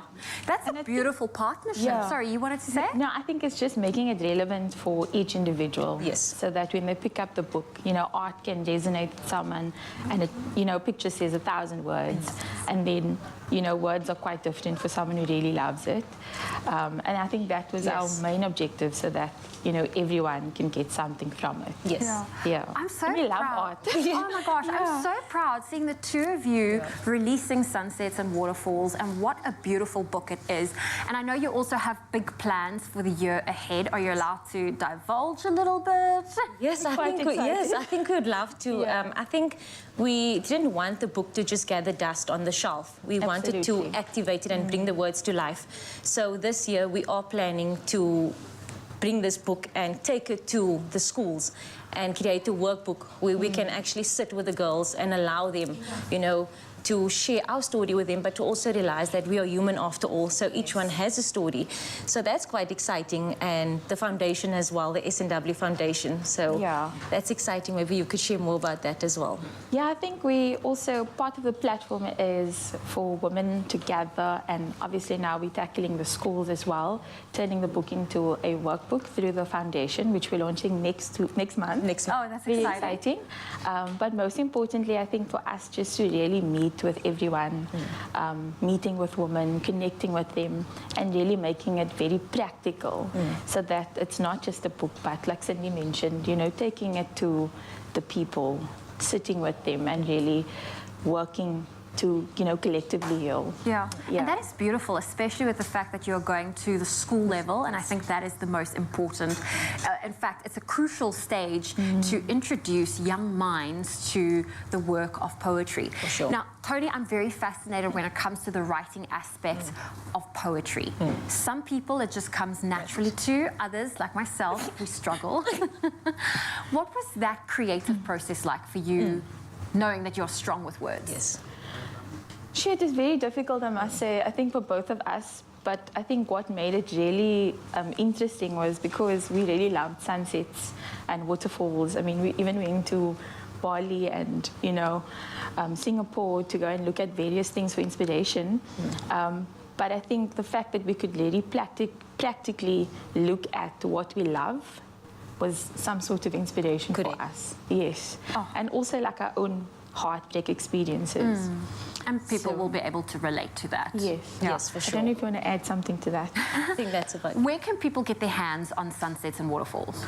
So we do have a website as well as our online platform through social media, but the website is definitely the point of direction. People can purchase our book. Amazing. That website is on your screens right now. Cindy, Tony, thank you for joining us today, and please make sure you support these ladies. Get your hands on Sunsets and Waterfalls. What an inspirational way to connect with children and women and all South Africans, in fact. So it is called Sunsets and Waterfalls. Yes, that's right. Yes, thank you, Poppy. So funny. Sorry, this is Poppy. You know that Woolies is the home of Easter, and Hopful is back with all the fun bunnies that have so much delight and joy. Hopful is an enchanting place where Easter magic is made by expert Easter bunnies. A place where behind every door you'll find everything you need for Easter, from an Easter feast, chocolate eggs, treats, and cute Easter outfits as well. Don't forget the arts and crafts for the whole family. There's something for every bunny, and I can tell you that today I'm going to introduce you to one of our favorite in-house experts, the only person who is legally allowed to be a vase. It's Yummy Bunny Chef Clem. Look at him. There he is. That's right, Poppy. Hi, Chef Clem. Yummy Bunny. How amazing is Poppy, though? Poppy, I can't let Poppy go. Poppy is just like, I feel like Poppy is compliant with the act and Easter. That's great. I love, look at this beautiful, beautiful creature. Now, talk to me. Delights. Behind every door. Right. And the thing is, innovation and Woolworths is always important. So it's not like just every year we're going to do Easter, we're going to do eggs, and we're going to take it from there. No, this is the magic, the place where you get everything. In fact, Woolies Easter best, if you think about it. Guys, that was everything that Carl just hit. Keep well. See you guys next week. All right, cheers. Bye-bye. No, wait. Okay, what? Yes, sorry. Innovation. Oh, yes. Woolies is the home of Easter, and every Easter we look forward to the amazing Easter everything on the shelves. Correct. But I love the fact that they innovate, and then the next year there's more to look forward to, because you take something that you love, and Woolies just makes it so much better. We talk about one thing quickly, because... Yeah, I wanted you to give us some examples. Example? Yeah, please, man. Okay. Yeah. Chuckles. I don't need to talk about Chuckles anymore, because we all know... It's a household name. It is. It is. I think the people have named their kids Chuckles. If in 2023 you just notice Chuckle Abramser, Chuckles Isaacs, Peterson, Chuckles Isaacs, yes. You know why. You know why. So Woolies have now taken the Chuckles, put it in a big egg. No. Because I'm going to try and shake it, because what better way to enjoy Chuckle than in a giant Chuckle? Are you saying that when that breaks, that egg explodes? This is just an explosion of note.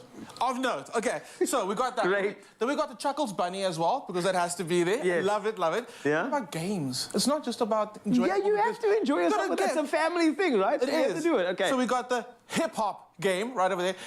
Just play it. You got a hip-hop game player? It's Snakes and Ladders with a bit. Yo, are you saying you got Snakes and Ladders, man? Snakes and Ladders? You got hip-hop and Snakes and Ladders, man? Yeah, that's so cool, man. With an Easter player. Aye. Player, okay. Then behind you, purple truck, the Hip Hop Express. Oh, my word. So the Hip Hop Express. Sorry, Poppy. I'll hold Poppy. Can you hold Poppy? Just very delicate. Delicate? Okay, this is the Hip Hop Express. I'm going to chat to my friends at Woolies. Fantastical. Fantastical. It is indeed. You are just a firework this morning. What are you talking I about? love it. I love it. Honestly, okay. I'm going to chat to my friends at Woolies, ask them to put an O at the end. Yeah. Hip Hop Espresso truck, and then actually make like a real life-size version of it. What do you think? That'll be amazing. I'm keen. I want to drive, please. Yeah, we'll go on the road and do the show live every morning. Yes, from somewhere we spread a whole lot of Hip Hop Espresso love with fantastical delight. Would you love that? I mean, okay, that's amazing. Cool. All right, done and dusted. We got that one. Okay. Also, you know it's the Easter festive season when the marshmallow egg comes out, but no one does it better than Woolies. Behind you, there's the caramel and the chocolate flavored marshmallow eggs. Caramel. And I'm telling you, when we were back in head office, these did not last. Like 11 o'clock, they were done. They are so addictive, so delicious. There's a reason the plastic seal's still on there, because they know in studio, if that plastic comes off, they're gone. Can I read something here? Read it to the people. It said that by supporting Woolworths' responsibly sourced cocoa products, we are able to increase the positive impact on cocoa farmers and their families, while protecting this particular, their habitat, the nature, and sustainability as well. Doesn't apply to just that box. It's everything. All the chocolate that you're seeing here today. Oh, this is good. It's about farming for the future. That's what we do. That's what we do. Right, there's a lot more. Let's get into it. Behind you, you've got, I call them the adult giant. We're here. It's the dark chocolate ones. You've got the blue ones. Oh. Yeah. Dark chocolate with the candy on the outside. Amazing. And again, we spoke about the chocolate. Yeah. This is not like back when you were a kid and then those Easter eggs just tasted like, Yeah. Yeah. This is quality chocolate of note. Is this the stuff that parents steal from their kids, like late at night while they're sleeping? It's like, let me just take one. Parents don't even pretend. Don't buy it for your kids. Buy it for yourself. Why not? Why not? Why not? You get your kid a poppy, and you sit there and you enjoy the eggs. Okay, very quick. You're telling us that we've got to run. Next thing, let's go. Did an amazing video with Woolies with the new fantastical cupcake mix. I'm telling you, the cupcakes are amazing. What? And yes, you get the fantastical eggs in there as well. Then, Tabiso's not here this morning because I asked him to please wear the tutu and the ears. He said yes. He chickened out. He chickened out. You're wondering, Tabiso, when you get back to the studio... Okay, there it is. It's on, it's on. Carl, honestly, this is a fraction of the amazing... Like, Woolies just have gone crazy with Easter this season. Check it out. It's honestly amazing. Pick one, Pick one, Poppy. Yeah, I was going to also go for Poppy, and I have a very special relationship. In fact, Poppy has got a little something that you wanted to tell me quickly. Sorry, yes, Poppy? I know, Chef Clem's an amazing yummy bunny. He is indeed. But there you have it, a bunny world. Our experts are ready to entertain and inspire you the next few weeks. So fluff your tail and hop on over to make 2022 Easter extra special. Today, you could also be your lucky day. It could be because we are giving away a 1,000 Rand Woolies gift card. Yes, we are going to hide one of these beautiful chocolate bunnies somewhere in the studio. When you spot the hidden bunny, reply to the competition post on our Facebook, Twitter, or Instagram pages with hashtag Woolies Easter and let us know where you saw it. The competition does close today at 9 a.m. T's and C's can be found on expressoshow.com. So hop to it and win with Woolies.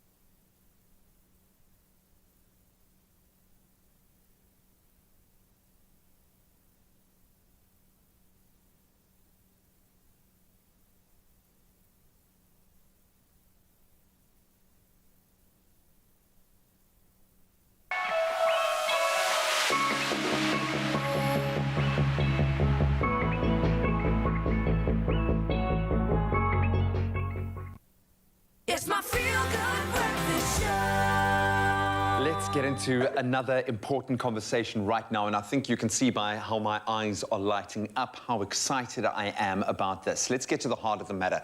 As a nation, we are only as strong as our most vulnerable communities. Otherwise, we are not going to move forward. And one of the most powerful tools in any community is education.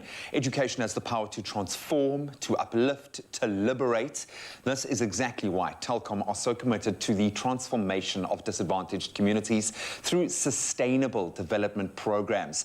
And they are getting it right. They are doing it through their incredible Telecom Foundation. And joining us this morning to share more about their life-changing work that they are doing is Sarah Mtintso, the head of the Telecom Foundation.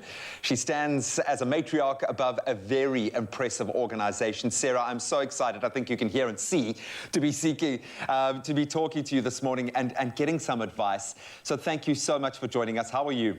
Good morning, and thank you for having us on your program. I'm fine. I'm really excited to get into the nuts and bolts of what you guys are doing because you really do work on the base level. So I believe that ICT, information and communication technology, the heart of what Telkom do, is a significant part of your foundation's offering, which is understandable.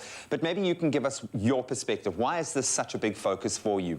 So firstly, because we recognize that it is important for us to make sure that children are thoroughly prepared for the rapidly changing world of work, and education becomes a significant contributor. But because we recognize that ICT is a key input, we merge our efforts in education with our capability our understanding of technology in ensuring that our children really leverage the power of technology to learn beyond what they traditionally would have done with textbooks. As a parent of 2 young children, I'm amazed at how quickly that digital divide can stretch, especially when it comes to disadvantaged communities. But the flip side of that coin is it's the equalizer. Give them access to technology. There is nothing that they cannot learn or achieve. So let's get into what you are actually doing on the ground floor. Talk me through some of the initiatives that form part of the foundation's work. So we partnered with government in identifying a number of schools that we felt needed support.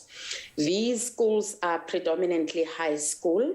We identified learners as early as grade 8, and these learners were taken through a very comprehensive program. So it includes supplementary tuition, which we offer on weekends and during vacation.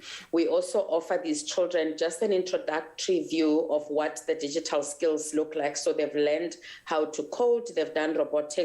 We are advancing the digital skills program to include things like fintech, to include cybersecurity and the works. But importantly, we've also brought in a number of social workers who are there on the ground in these various schools to really be there to support these learners with whatever challenges they may have encountered or they may have to deal with as part of their as part of their journey. We've deployed very comprehensive ICT solutions in school. So where we have partnered, learners have devices, teachers have devices. The school has got a fully fledged ICT lab. We've deployed fiber. And so connectivity becomes a very big enabler because we really would want children on and off the school grounds to be able to access utilizing technology. We've zero-rated quite a number of sites, and these sites enable those that may not have access to data at a particular point in time to also access these very beautiful interactive content that we offer to the learners. You are democratizing data. We absolutely love it. So one thing that jumped off the page for me was the light bulb program and how learners can benefit from this very innovative program. Talk me through what you're trying to achieve with that. So Lightbulb is actually an education online platform, and we really invigorated and really just strengthened that platform when we had to really just in a very fast manner deal with COVID and the impact of it. And I think we recognize that when that COVID pandemic hit us, it really meant that many children in our public education system would have been kicked out because they would not have had the ability to connect. So Lightbulb offers a very interactive STEM content, starting with grade 7 right up to grade 12. Learners have got access to videos, they've got access to tutors, they've got access to content recorded, pre-recorded live sessions. They have the facilities to interact with one another. They are able to collaborate. So it's actually a very interactive, very comprehensive platform that is zero-rated by Telkom and enables every learner, so long as you're on the Telkom network, to access this very rich interactive content that supplements what you would have learned in the classroom. Well, thank you for putting your money where your mouth is. I hope for the next decade the term of choice is going to be zero-rated. I know it might strike fear into some of your colleagues' hearts, but it's what needs to happen so we can give access to connectivity to more people. I suppose the most important element here is to spread the word and engage with as many people as we can. Where can we find out more information about the Telecom Foundation, how we can collaborate, how we can support, how we can benefit? Look at our Telecom Foundation website provides information on what we have available, our social media handles. So whether you go on Twitter, you go on Instagram, you go on Facebook, you will find all the relevant details that you need to access in terms of what we do in the foundation.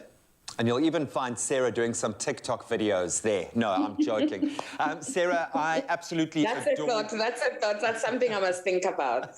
Hey, it's the sign of the times. It's the sign of the times. If you're going to put a device in every teenager's hand, expect a TikTok dance or two. But most importantly, you are giving them access to an infinite resource in terms of information and education. So thank you so much, Sarah, for doing what you're doing, as I said, on the ground floor, making a massive difference where it's needed most. We really do appreciate your work.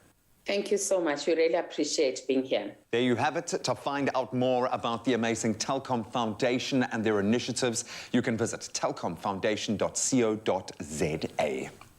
Telkom gives you more value and more Monati. We've dropped the prices of our data and voice bundles. Get a 500 meg bundle now for just 10 Rand.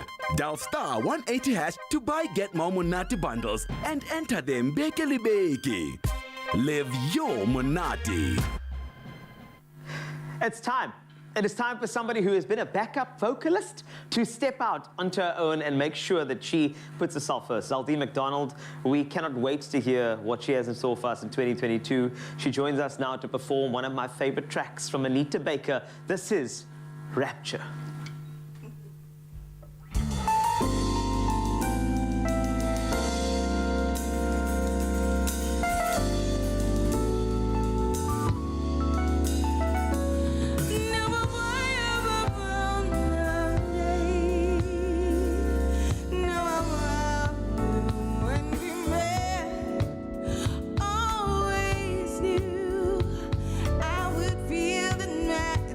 For you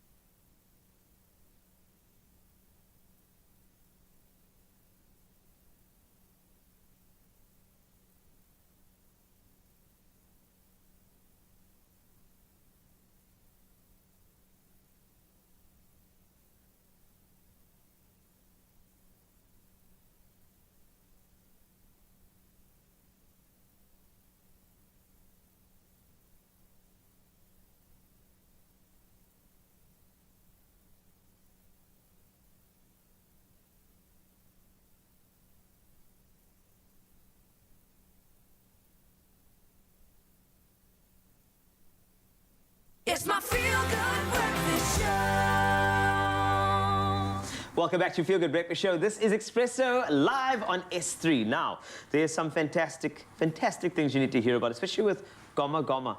It is one of the most incredible lounge suites you ever have. And the thing is, we've been telling you to break up with yours because there is something new out there for you, something incredible. In fact, a lot of individuals have been saying when it comes to Goma Goma, you know, when you find the right couch, it actually needs to meet all your expectations. It's really a match made in heaven when you find the right one. And I mean, I'm sure you're watching TV, having somebody over, chilling with a friend, playing 30 seconds. I don't know what it is, but that's why you deserve Goma Goma, just like that. So when it comes to a wide range, I mean, the comfort level, how are you feeling? Oh, very comfortable. It's not appropriate to kick the shoes off and really get comfortable, but I'm there. Because I would proper do that as well.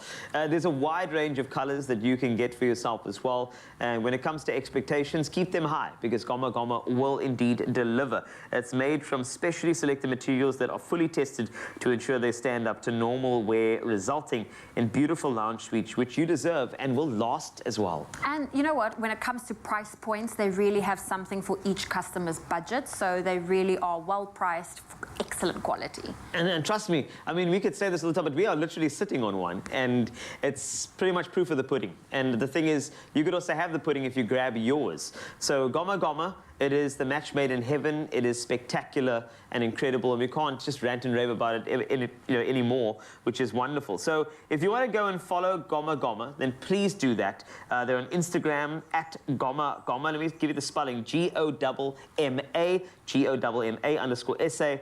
And then the Facebook page as well, Goma Goma, as well as visiting their website, gomagoma.co.za, to find out more about their various top quality lounge suites that you can get. The thing is, you're getting too comfy. Can you go and do news, please, man? You know what? I wish I could. I wish I could stay here. I will stay here while you go and do some news as well. And while I'm on the Goma Goma, I can tell you there are some spectacular things. There's another clue coming up with Tropica a little later. And if you love Zaldine McDonald, you are going to love her even more with a second performance coming your way. For now, let's take a peek at that news that Zoe's doing off the Goma Goma. Here she is. Thank you, Wasty. Well, let's start off with national news. Free State Police arrested 2 foreign nationals for attempting to hijack a fuel tanker on the N5, and this is outside Paul Roux at midnight on Thursday. The men aged 35 and 44 are expected to appear in the Senekal Magistrate Court today. They face charges of attempted truck hijacking and another charge related to being in possession of a radio reception blocking device.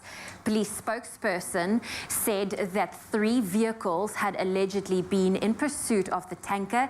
He said one individual clambered onto the tanker's trailer and attempted to unhook it.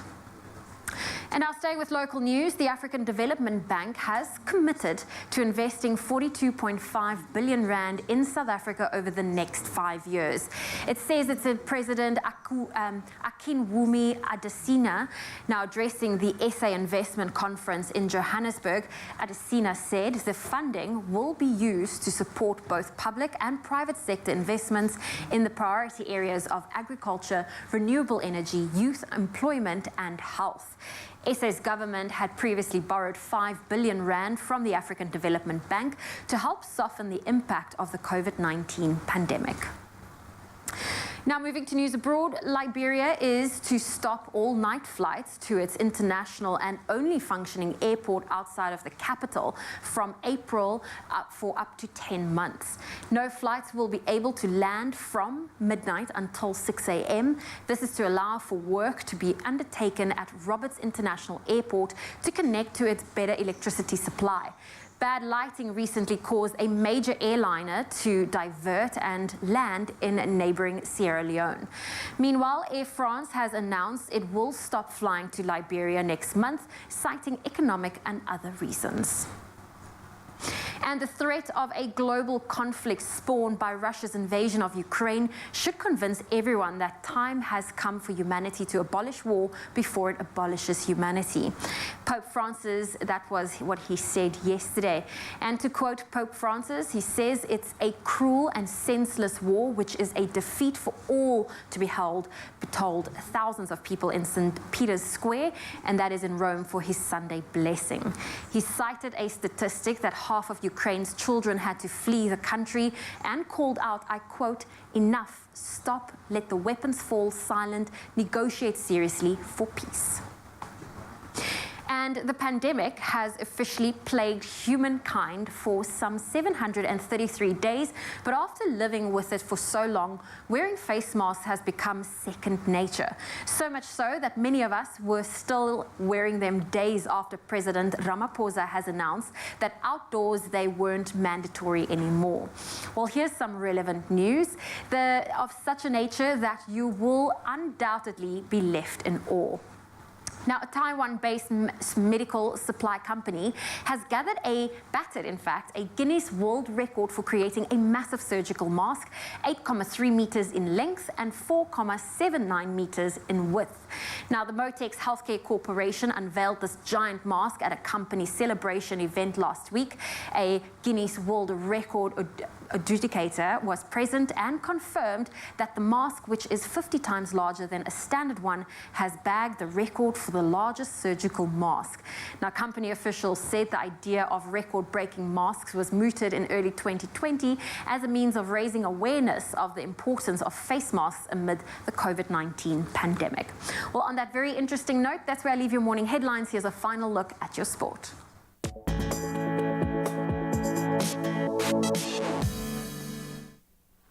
Thanks a lot, Zoe. Let's take a look at your sport one more time this morning. Now, Mignon du Preez kept her composure and scored an unbeaten 52 as South Africa knocked India out of the ICC Women's Cricket World Cup in a dramatic fashion. South Africa reached 275 with a loss of 7, with du Preez hitting the last ball of the match through mid-wicket off Dipti Sharma to seal South Africa's 5th win of the tournament. Laura Wolfhard top scored with 80, while there were 2 wickets each. That was from Shabnim Ismail and Masabata Klaas. Doing so ensured India were eliminated, and the West Indies qualified in 4th place and will face Australia in the first semi-final. Our semi-final, South Africa will play England. Staying with cricket, West Indies needed just over an hour to complete a crushing 10-wicket victory over England in the decisive 3rd and final test on the 4th morning at the Grenada National Stadium. Senior pacer Kemar Roach claimed the last 2 wickets of the tourists' 2nd innings to dismiss them for 120 after resuming at the overnight position of 103 for 8. Needing just 28 runs for victory, openers Craig Brathwaite and John Campbell knocked off the runs in fewer than 5 overs, with Brathwaite, the West Indies captain, who was also named man of the series following his tally of 341 runs across the 3 matches, fittingly getting the winning runs off the bowling of Chris Wokes. This result earned the West Indies a 1-0 series victory following tedious draws in the first 2 matches in Antigua as well as Barbados. On to rugby, the Sharks were the only South African team not to win a game in the United Rugby Championship this weekend after going down 21-5 against Edinburgh. The Lions, Bulls and Stormers ensured another successful weekend for the South African franchises as they secured valuable victories against the Northern Hemisphere rivals in the competition, making it 3 wins in 4 matches for the domestic teams. The Lions earned their 3rd straight win as they defeated Ospreys 45-15 in Johannesburg on Friday, while on Saturday the Stormers edged through for a 23-20 victory against Ulster in Cape Town, and the Bulls cruised to a 55-20 victory against the Dragons that was in Pretoria. Now on to the soapy of all sport, Formula 1. Now world champion Max Verstappen bounced back from his Bahrain disappointment to steer his Red Bull to a thrilling victory ahead of Ferrari's Charles Leclerc in Sunday's Saudi Arabian Grand Prix. The 24-year-old, who failed to finish due to a fuel problem in the opening race, won by just a half a second after the pair swapped positions in a tense battle through the final laps. It was the closest race finish since the 2020 Italian Grand Prix. Leclerc's Ferrari teammate Carlos Sainz finished 3rd ahead of Sergio Perez in the 2nd Red Bull, the top 4 proving to be in a class of their own. That is a wrap of this morning action, your Feel Good Breakfast Show. Let's take a last peek at your weather.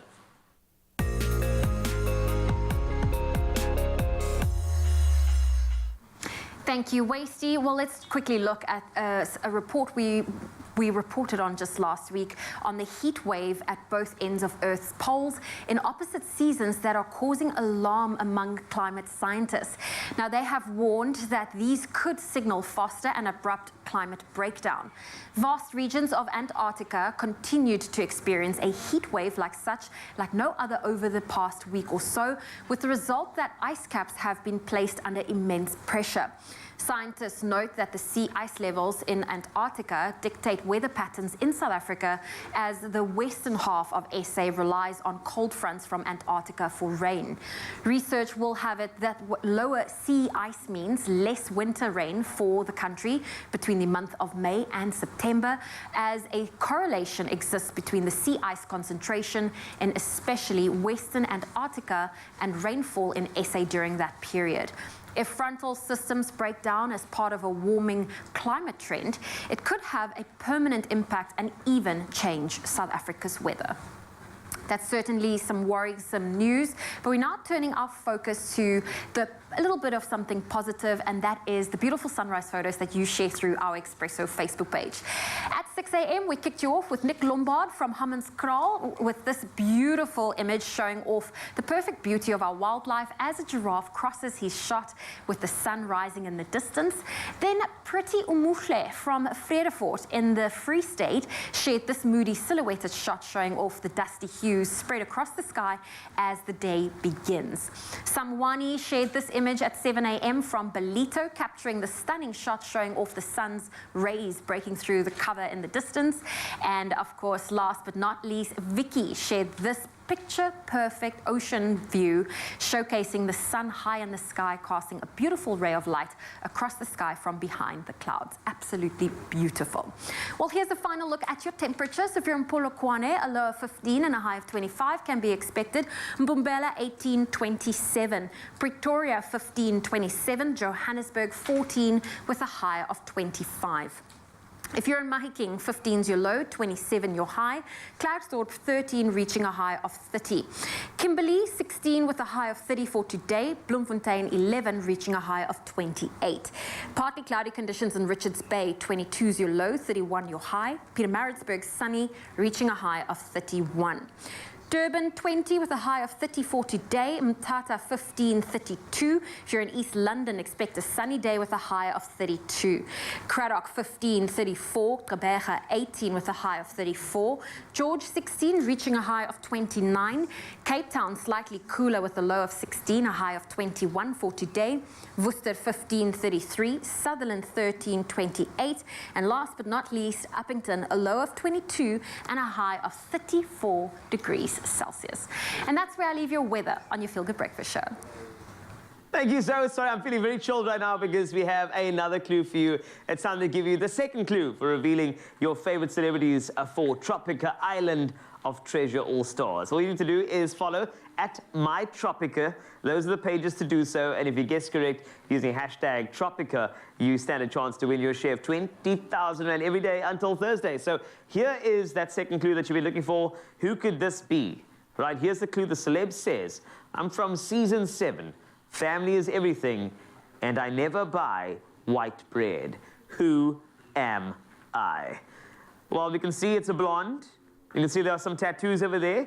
So let's get searching. Try the Google images, do whatever you need to do and find out who she is, and make sure you hashtag Tropica and go now onto the at MyTropica pages, of course, and comment on the Facebook and Instagram posts with hashtag Tropica, or tweet your answer on Twitter using hashtag Tropica, as you guessed it, and you can stand a chance to win your share of 20,000 Rand. That's 10 or 2,000 Rand up for grabs. T's and C's do apply. Go on, guess those smooth celebs now as we get into another smooth performance by our performer. Oh, well, listen, we are super duper excited for this because Zaldine McDonald is basically, you are kicking off our Monday on the best possible note. And we've got quite a few. In fact, we've got a combination for you this morning. Powerful vocals with hits from way back when, delivered to you by local talent Zaldine McDonald. And she's here. She's got an event coming up on the 1st of April. It's no April's Fool. Now, she is here to perform Through the Fire, Shaka Khan. You can take away the floor. Thank you.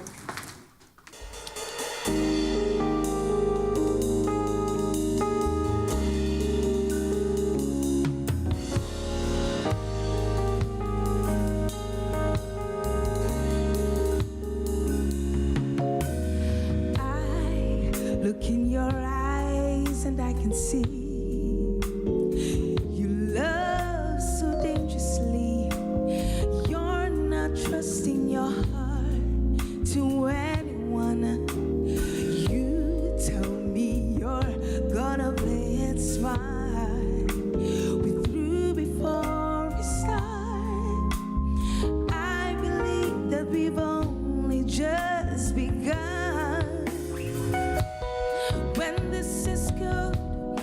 There's no saying no.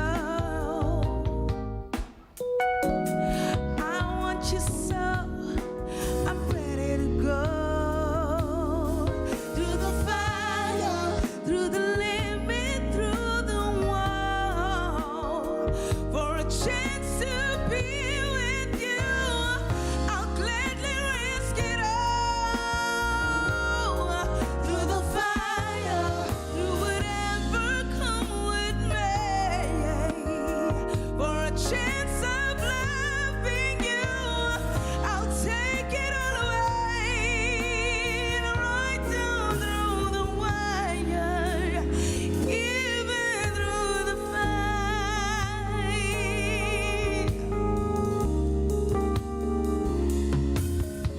And I know you're afraid of what you feel, baby. You still need time to heal. I'm not ready to kiss our dream goodbye. And you touch me, and something in me know, yeah, what I could have with you. I'm not ready to kiss that dream goodbye. And when this is sweet, there's no saying no, no, no, no, no. I want you so, I'm ready to go.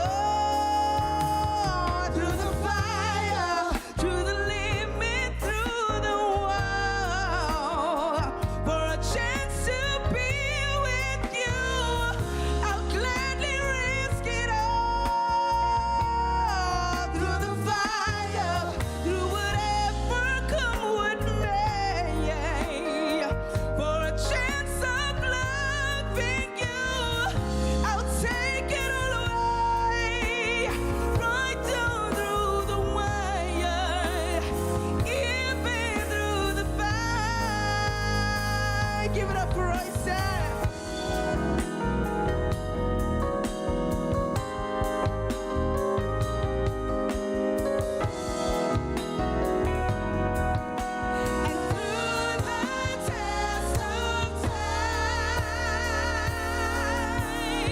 Through the fire, through the limit, through the fire, to love, through the fire, to the limit, oh, through the fire, I say, through the fire, to the limit, through the fire, to whatever, through the fire, to the limit, through the fire, oh yeah.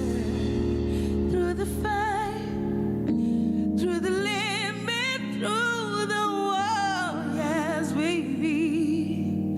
For a chance to be with you, I'll gladly risk it all.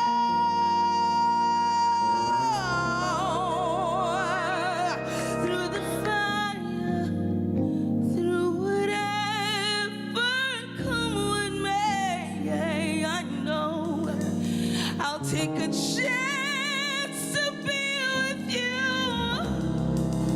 and I'll gladly risk it all, yeah. And right down through the wire, and even through the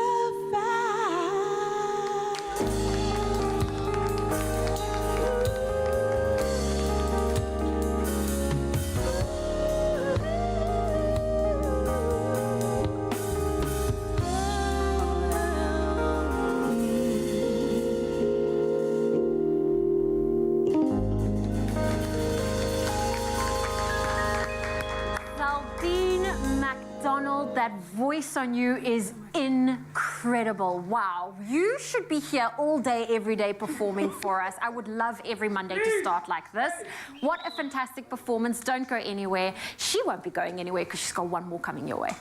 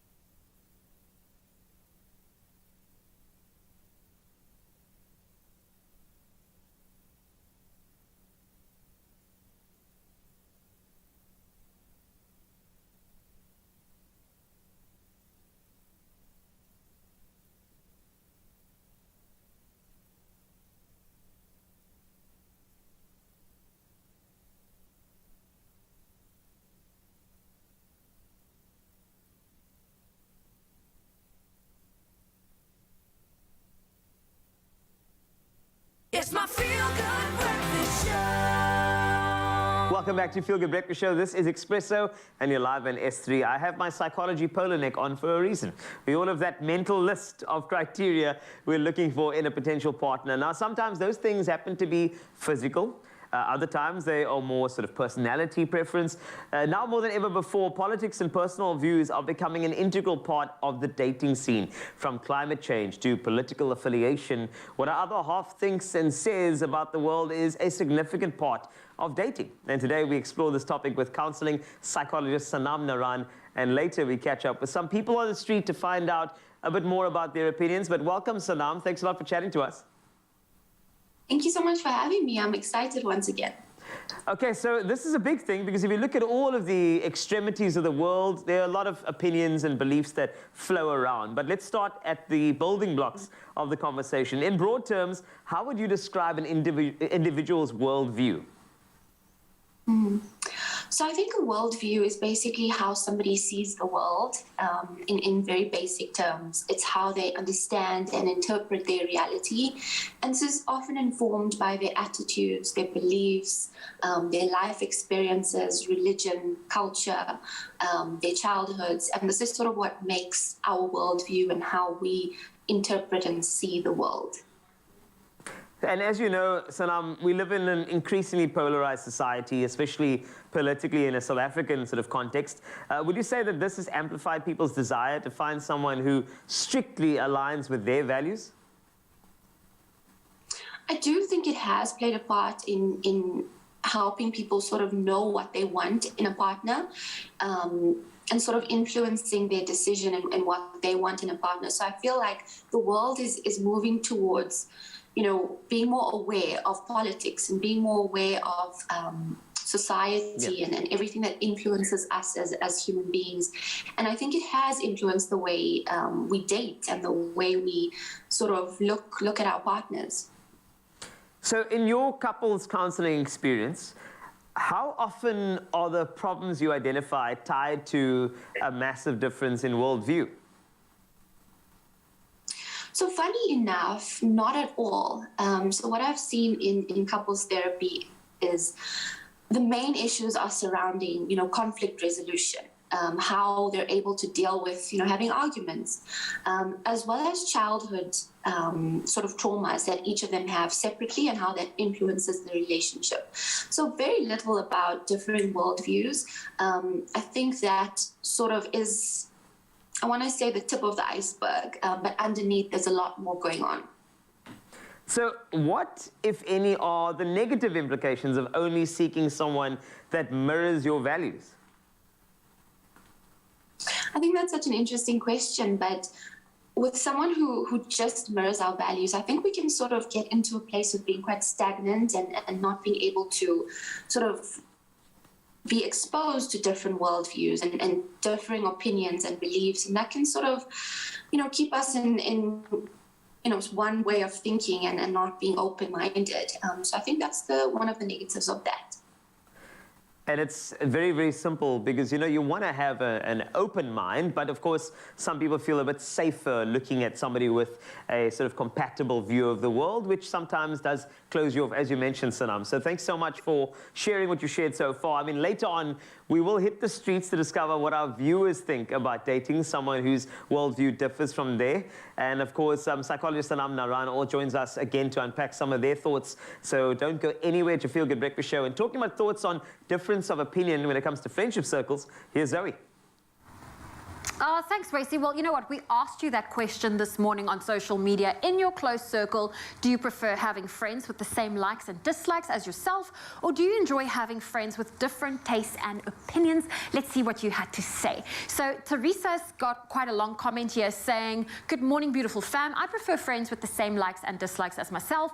Reason being, it creates harmony and there will be less fights, disagreements, even hatred amongst ourselves. Having friends of different opinions can be problematic at times, because some people are too sensitive to be told the truth or that they are wrong. It gets extreme to a point that in that circle of different tastes or opinions, there's that one friend who always wants to be always right or have the last say. That might create or result in gossip amongst the circle and unhealthy friendships." So that was Teresa's take on our question this morning. And I have one more that I would love to read from Joan that says, "How boring life would be for me if my friends all had the same likes and dislikes as myself. We all come from different backgrounds. My best friend is an Afrikaans woman who grew up on a farm and I grew up in Sea Point." So something completely different. It seems like quite 50-50 at the moment. But if you would love to weigh in on this conversation, head on over to the Expresso Facebook page and let us know your thoughts. Coincidentally, Zoe and I have a very, very different worldview, which is great. And we are the best of friends. And I think that is a beautiful comment. So please keep on commenting on the Expresso Show Facebook page. We'd love to hear your opinions. Now, bunnies. Remember, we are giving away a 1,000 Rand Woolies gift card. We have hidden a Woolies Easter chocolate bunny somewhere in studio. And when you spot the hidden bunny, reply to the competition post on our Facebook, Twitter, or Instagram pages with hashtag Woolies Easter and let us know where you saw it. Now, competition closes at 9 a.m. today, so time is running out. T's and C's can be found on expressoshow.com. Keep your eyes peeled, as they say. It's somewhere here. I can't tell you where, but it's somewhere.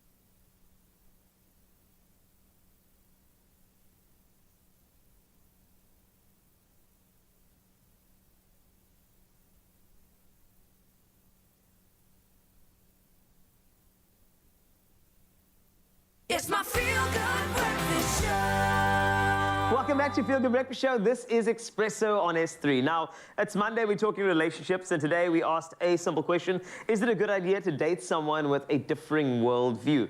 Hop onto our Expresso Facebook page and give us your 2 cents. We always love seeing it. And before we continue our discussion with psychologist Sanam Naran, let's hear what you have to say about this topic on the street. So wokeness to me is, I believe, an Americanism for being socially aware. Wokeness is being aware of other people's opinions. Wokeness is being alert and being aware of what's going on around you. Yeah, so politics is important in my relationships, but it's not the predominant factor in the discussions. Politics is very important to me as an individual. I won't discuss politics often with my friends, but it does come up in some cases. So I've been married to my husband for 30 years and he has a different political view to me. Yes, I come from a diverse background with multiple religions and also ethnicities. And I believe everybody should be their own individual and respect each other. I'm not religious myself, so everyone I've dated in the past has usually had a different worldview than my own. I think I would try a relationship with someone from a different religion or belief. People with a different political opinion, very flexible, because obviously politics, we all have got different opinions, and I think that's the whole basics of politics. When it comes to different religions or belief systems, I like to learn so that I can understand the individual better. It's a good thing to get along with people who have different political opinions because they may have thought of something that you've never thought of before. Lots of open minds, and that's so good to see. But we are back with counseling psychologist and founder of Conscious Psychology, Sanam Naran, to explore these views. Now, Sanam, you heard a couple of the views that came through there, but in your opinion, has wokeness helped or hindered our pursuit of finding that perfect, suitable partner? You know, I think it's helped and hindered finding a suitable partner. So I think it's a bit of both. And the way that it's hindered us from finding a suitable partner is that we're a lot more picky as a society around what we want, and we have a list of what we want and what we don't want, and that can sometimes hinder us. But at the same time, I think it's a good thing because having both partners that are woke, it does help the relationship, and so I think that's the good part about it. I think it's because when people have their wokeness, it's kind of attached to their identity, and they feel that compromising anything with regard to their wokeness almost hinders that pathway to the other individual, because you feel like I need my boundaries up, therefore that person can't shift me off those boundaries, which I feel can be quite contentious at the moment, but sometimes unnecessarily, because at the end you actually have to have an open mind and allow room for other people's opinions and allow room for people to actually debate with you in a relationship. And that's actually what I want to ask you about. How important is that, to be open to a proper, healthy debate within a relationship? So I think that that's so important. I think, when we aren't willing to have these discussions, a lot of conflict can start surfacing in the relationship. A lot of resentment can start building in the relationship. And I think it's important to understand that nobody is going to have the exact same worldview as us, or the same values or the same thoughts. And in a relationship, it's all about compromise. So we have to be open-minded about this. And it's really important to have these discussions in order to, progress in your relationship together. So, Sanam, I'm not sure if you heard, but doing the rounds on social media is the fact that Will Smith slapped Chris Rock at the Oscars. It's a big thing.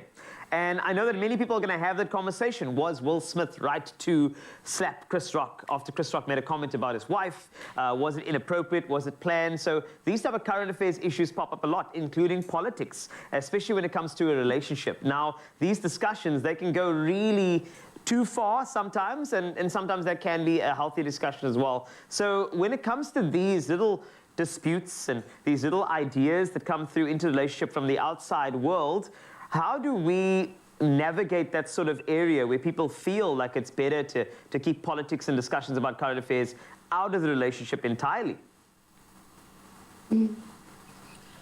I think it's really important to have these discussions initially at the beginning of your relationship, and to sort of see whether, your partner is open to having these conversations and whether you feel comfortable having these conversations. So there really is no rules to this, but whatever works for you and your relationship, do that. So if you want to keep politics out of your relationship and it works for you, then do that. But if that's something that you both want to have in your relationship, then do that as well. So it's really what works for you. And definitely, and of course, navigating what works for you is important, and that's where you come in, because I think that people believe that couples counseling is only when something goes wrong, but I think it's so important to actually help you navigate everything in your relationship as well. It's great to have a mediator who can see some of the blind spots to really strengthen your relationship, and that's why we appreciate people like you, Sanam, for joining us in these conversations, and we will be back very soon, wrapping up our relationship segment, hitting the streets once again to hear directly from you. So do stick around. And talking about sticking around, there's something sticky and amazing that you need to see in the kitchen. Oh, Wasty, thank you. And you know what? Jenny Morris is here to really kickstart our yummy lunch ideas. And this is also to help the moms out, because it's school holidays. That means mom's going to be extra busy. And we're going to be making our delicious Simply Chicken bites, but with a bit of a twist. We're adding a bit of a Asian-inspired Absolutely. flavor profile to it. And kids like Chinese takeaway, you know that. They do. And you know, we all have our family favorites to have, you know, when it comes to excellent Easter ideas. And often it comes with a price, which means moms have to juggle so much more. Well, when it comes to juggling mealtime, you don't have to waste any time, as Jenny Morris is about to show us how to make this delicious lunch or dinner. Easy peasy, honestly. So I'm put a bit of garlic in here. You can put ginger as well. I've got some gorgeous chicken stock that I'm going to just pop there. I'm going to just put a little bit of chicken stock in here just to break it up, and then add it to my stock. Okay, that's so rice vinegar. Right, I've never heard of rice vinegar. Oh, it's lovely. I always say rice vinegar is beautifully rounded. It's like a lady. Okay. It's not as potent as the usual vinegar we know. And it's really nice. But look, if you don't have any in the house, you don't necessarily have to use it. You could use some grape vinegar, and if you get grape, obviously some people don't like grape, you can use some just ordinary household vinegar, and then runny honey to bring the sweetness to the dish. And I've already made you a little sauce there. Ooh. And I've baked off your Simply Chicken bites. They are gorgeous, and you just have to open it and follow the instructions that are on the pack. And you can pop these on a baking sheet like we've got here, pop it in the oven. You can, you know, pop these in the air fryer. That goes super quickly. And I love that so you're busy reducing the salt. Yes, I'm reducing, and you're going to mix that into that. We're going to pop them onto the tray. We would be left with this. Yes. So am I adding all the sauce? Oh, of course, darling. We want all of me. The sauciness. It's divine. Okay, so we serve it on lovely steamed rice. Even if you have some instant noodles at home, the kids might like that as well, you know. And I have some that's already cooked, and you're going to be the lucky person on the receiving end. And it's really, it's simply easy, you know. Just have a look here. Oh. There are your bites, and it's just rip and hoy. And on the back, I mean, all the instructions are here. Oh. So it's as easy as pie. And you can really play around with it, because Simply Chicken products are made it's made for real moms with real chicken, and Simply Chicken products contain no pork and no added MSG. It is quick and easy to prepare, and it can also be air fried, as we mentioned. And Jenny Morris, this smells incredible. So isn't that gorgeous? You said I must pop it on the tray. Yeah, so what we do is we open, like we'll do these ones. Oh, you mean I've already cooked those. Okay, so I get that. Really, it's just a bit of a snip. And then when we serve, we've got our bowl of rice. Yes, pop those on top of the rice. Okay, so we've just coated them in our delicious sweet and sour sticky sauce. And then some beautiful chopped spring onions. Chopped spring onions. I love spring onions. And just look at this. I'm going to bring this right up to you. So look at that. If you want to, we just add another little drop of this lovely hot sauce. Hot glaze. Look at that. I will be sesame seed bay. Oh yes, sesame seeds are so healthy for you. And then I'm going to invite you into my little corner, Miss. Oh, you're not Jack Horner, but you're Mazdawi. I'll give it a try. If you want to get your hands on this delicious Simply Chicken recipe, especially the sticky sauce, we have it available. It's on our website, expressoshow.com. I'm having it with a bit of rice.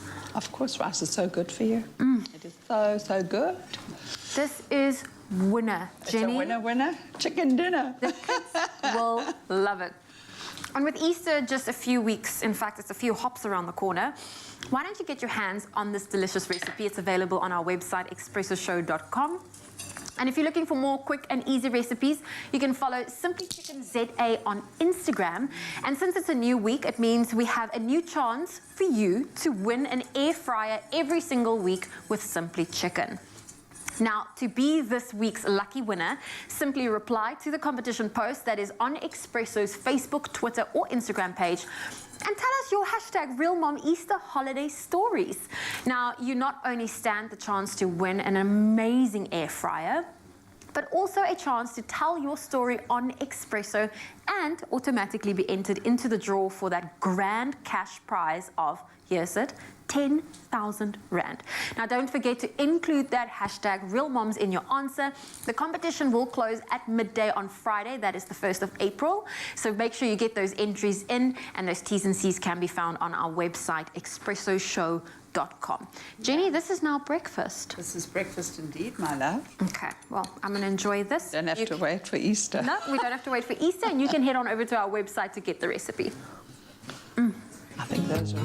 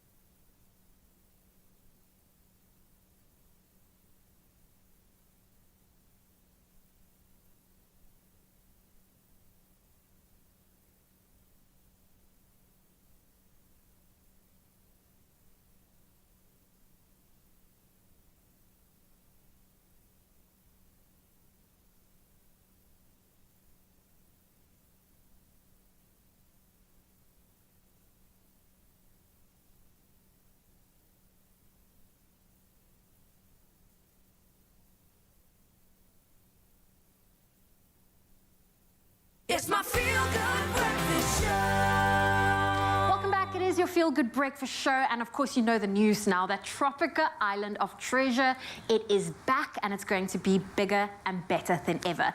And it's time for us to give you your second clue for revealing your favorite celebrities for Tropica Island of Treasure All-Stars. Now, all you need to do is follow at My Tropica pages, and if you guess correct using that hashtag Tropica, you stand a chance to win your share of 20,000 Rand every day until Thursday. Now, here is your next clue. Who could this be? The celeb says, I'm from season 7, family is everything, and I never buy white bread. Who am I? Well, all we can see is that it's a she, and she's got blonde hair, as well as, you know, to really get you searching for, if you're looking for, you know, something, you can always search online and guess who she is with that hashtag Tropica. I think you should be able to go and Google that and figure out our mystery celeb. Now go on to @mytropica, comment on the Facebook and Instagram post, use that hashtag Tropica, or you can tweet your answer on Twitter using Tropica, and you could stand a chance to win your share of 20,000 Rand. That's 10 of 2,000 Rands up for grabs. Those T's and C's do apply, and you can go on, get Googling, and let's see who our smooth celebs are. And I'm sure there could be a debate as to who that was in your relationship. Maybe somebody says, oh, no, I know this person. Maybe it's that person, and then something breaks out. Unfortunately, this happens, especially when your significant other has different worldviews, and that's what we're chatting about and wrapping up with counseling psychologist and, of course, our guest today, Sanam Narayan. Now, just to wrap things up very quickly, I think the big question that we should have asked all the way in the beginning is, when is the right time to bring up your worldview or your religious beliefs or your relationship beliefs or political beliefs in a relationship? So I think that naturally comes out, in the first few dates, I would say. But I would say that it's best for, to have those conversations and for that to come out in the beginning. So don't wait to the last minute, or don't keep it from your partner. I think it's best to speak about it in the beginning. And honesty is the best policy. It's important to be open right at the get-go, definitely. But let's just say if something comes out, if a view comes out and it is opposing yours, it's different from yours, how do we navigate that scenario so that it doesn't affect our relationship in a negative way? How do you become more tolerant of your partner's views, especially if maybe fundamentally they go against your own? So that's an important question. And I think, what's so important is to remember that you don't always have to be right. So if something does sort of differ from your own views, be open to it, just allow yourself to listen to them, allow yourself to take in what they're saying, and put away your need to be right. Because I think that's the one thing I've noticed in relationships that cause a lot of conflict, is this need to be right. And then have a lot of empathy for them. So one way to do that is to put yourself in their shoes, understand where they're coming from, understand why they have this worldview, because it often stems from, their culture, their upbringing, their religion. So to understand that, have empathy for them, and just listen and communicate.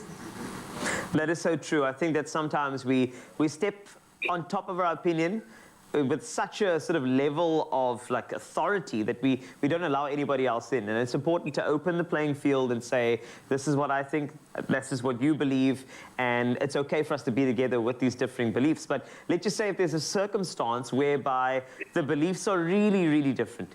Let's just say if you're dating somebody who's vegan and you're not vegan, and now you have to have a conversation about it. You have to have that type of sort of thinking where you're thinking, is this person actually compatible with me? And maybe no objectivity can even help in this scenario. Where do we go from there? Is that a relationship waiting to just break up? Or are there circumstances under which something can happen, something can help? So I think here what's really important is to know yourself really well. So to have a good level of self-awareness and self-insight. And with knowing yourself really well, you're able to know what your boundaries are. You're able to know what's a deal breaker for you in a relationship. And in that way, you can say, okay, these are the things that I'm willing to compromise or willing to tolerate in someone. And these are the things I'm not going to. But I think, in knowing that and in understanding yourself really well, you're able to, understand what your partner likes and what your partner's worldview is. And in that way, you can sort of minimize the conflict and come to a compromise. And that's such beautiful advice as well. I think what you said to us this morning in our 3-part was the tolerance actually comes from you being open enough to hear what your partner has to say. More importantly, seeking out the assistance of a counseling psychologist within the sort of space where you can actually have that conversation, and have a psychologist as your facilitator is vitally important to address any of the concerns and also get everything out on the table, which is part of strengthening the relationship. You don't want to break up with somebody because they think something else is just different. Please, we need to stay together, and I think this is where you come in. So Sanam, thank you so much for your help this morning. We really appreciate you. As always, have a beautiful day. Thank you so much for having me, and I'll see you soon.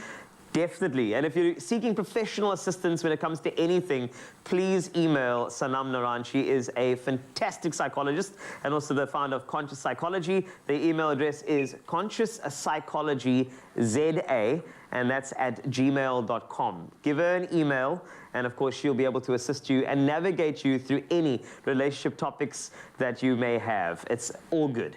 Zoe, come sit next to me, please, man. Since we're talking relationships here, apparently there's a relationship between you and the bunny. Oh, yes.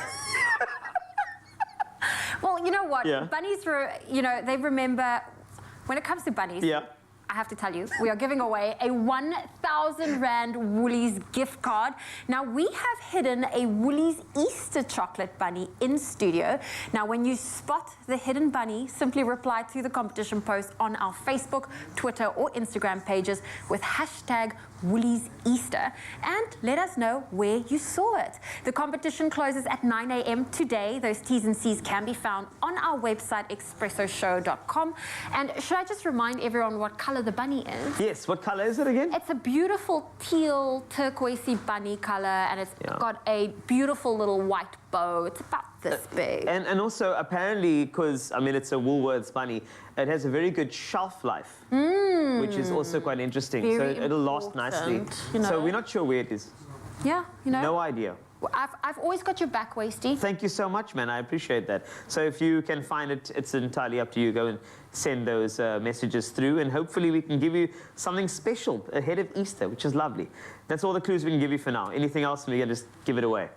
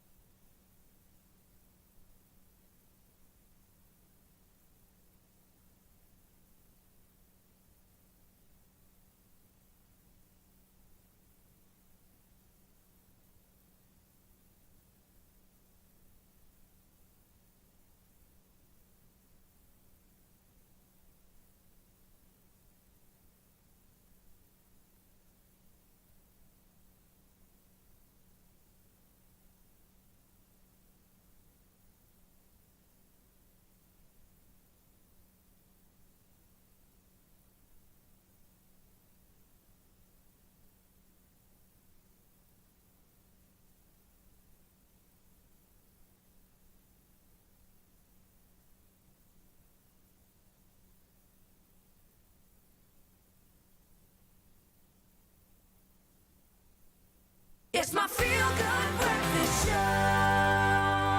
Hey, we're chilling again with Tropica. It's fantastic.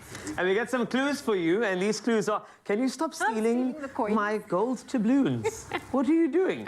Okay, we asked you some of your favorite celebrities will be part of Tropica Island of Treasure, All Stars, and we have another clue for you. Don't forget, if you recognize the person behind the Tropica product at My Tropica pages, go get your guess over there, hashtag Tropica, and you can stand a chance to win a share of 20,000 Rand every day. That's until Thursday. Well, here is your next clue. Who could this be? The celebrity said, I'm from season 7. I'm a reality show pro, and I have a passion for conservation. And probably conversation as well, maybe. That's all. Hashtag who am I? Yes, who are they? Okay, so from this particular picture, you can see that it's a guy. has really great hands, like really great, like sort of reality TV show Strong hands. Very, very strong hands. And a reality TV show pro, he says, so he must have won some previous shows before, maybe. Could be one. I'm not sure which show, but it works. Go give it a young Google. You'll Yeah. definitely figure it out. And then also go on to @mytropica, comment on the Facebook and Instagram post with #Tropica, or you can simply tweet your answer on Twitter using that #Tropica, and you could stand a chance to win your share of 20,000 Rand. How incredible is that? Indeed. Who could it frisbee? We don't know. That's 10 of 2,000 Rand up for grabs. T's and C's do apply, so get guessing and Googling as we get into somebody that I want you to Google often. Zaldine McDonald, her voice is absolutely incredible. Zoe was blown away. I wish you saw her face with the last performance, but this is a take you down to memory lane moment, a beautiful R&B soul vibe going for you now. And this is a song called I Blame You. In fact, I don't want you to blame yourself for not watching, so watch carefully.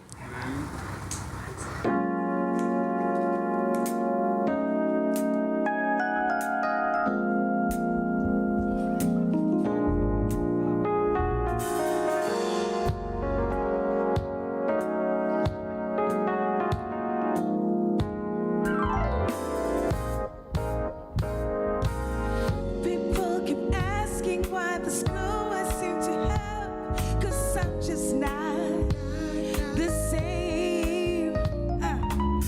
They say I'm walking different, talking different. Looks like all of me has changed. The magic that's in my eyes, I can no longer hide. When they look at me, what they seem to see is the love you got me feeling like I'm dancing on a ceiling. I can hardly breathe, 'cause you're all I need. When you ask me why I'm smiling like a fool, I blame you. Oh, baby, I blame you. Oh, yeah. My mind is frozen, got me open up. Your love can think of no one else. I smell the roses doing poses in the mirror. You make me love myself. Oh, magic in my eyes. I can no longer hide. Look at me. What they really see is the love you got me feeling like I'm dancing on the ceiling. Can hardly breathe, 'cause you're all I need. When you ask me why I'm smiling like a fool, I blame you. Oh, baby, I blame you. Oh, yeah. Oh, I blame you each and every day. Yes, my thought that I'm completely blown away. We're building castles in the sky, place where only you and I.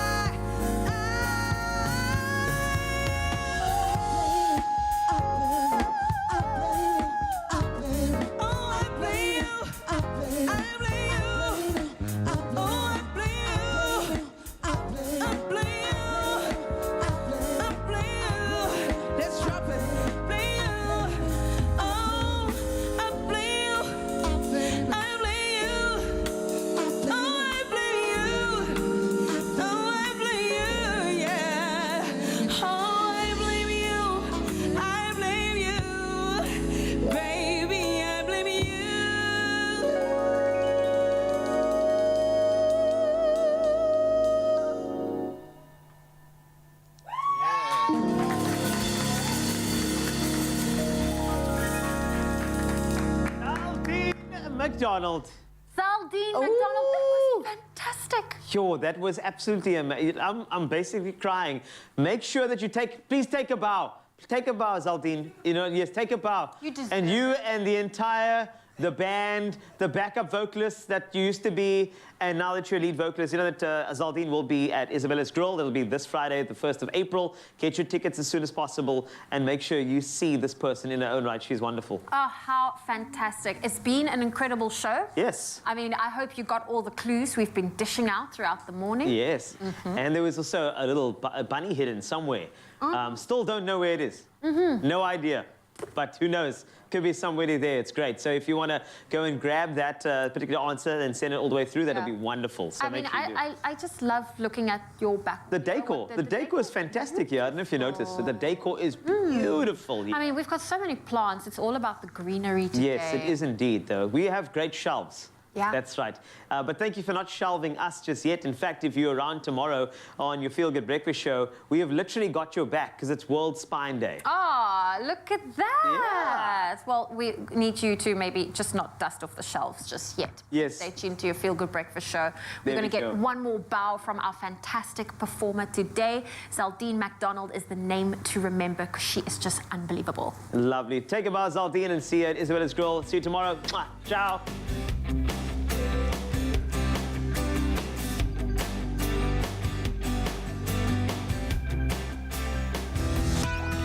This month, say it with flavor, taste, and aroma, so they'll know it was made with love by Clover. Another feel-good production.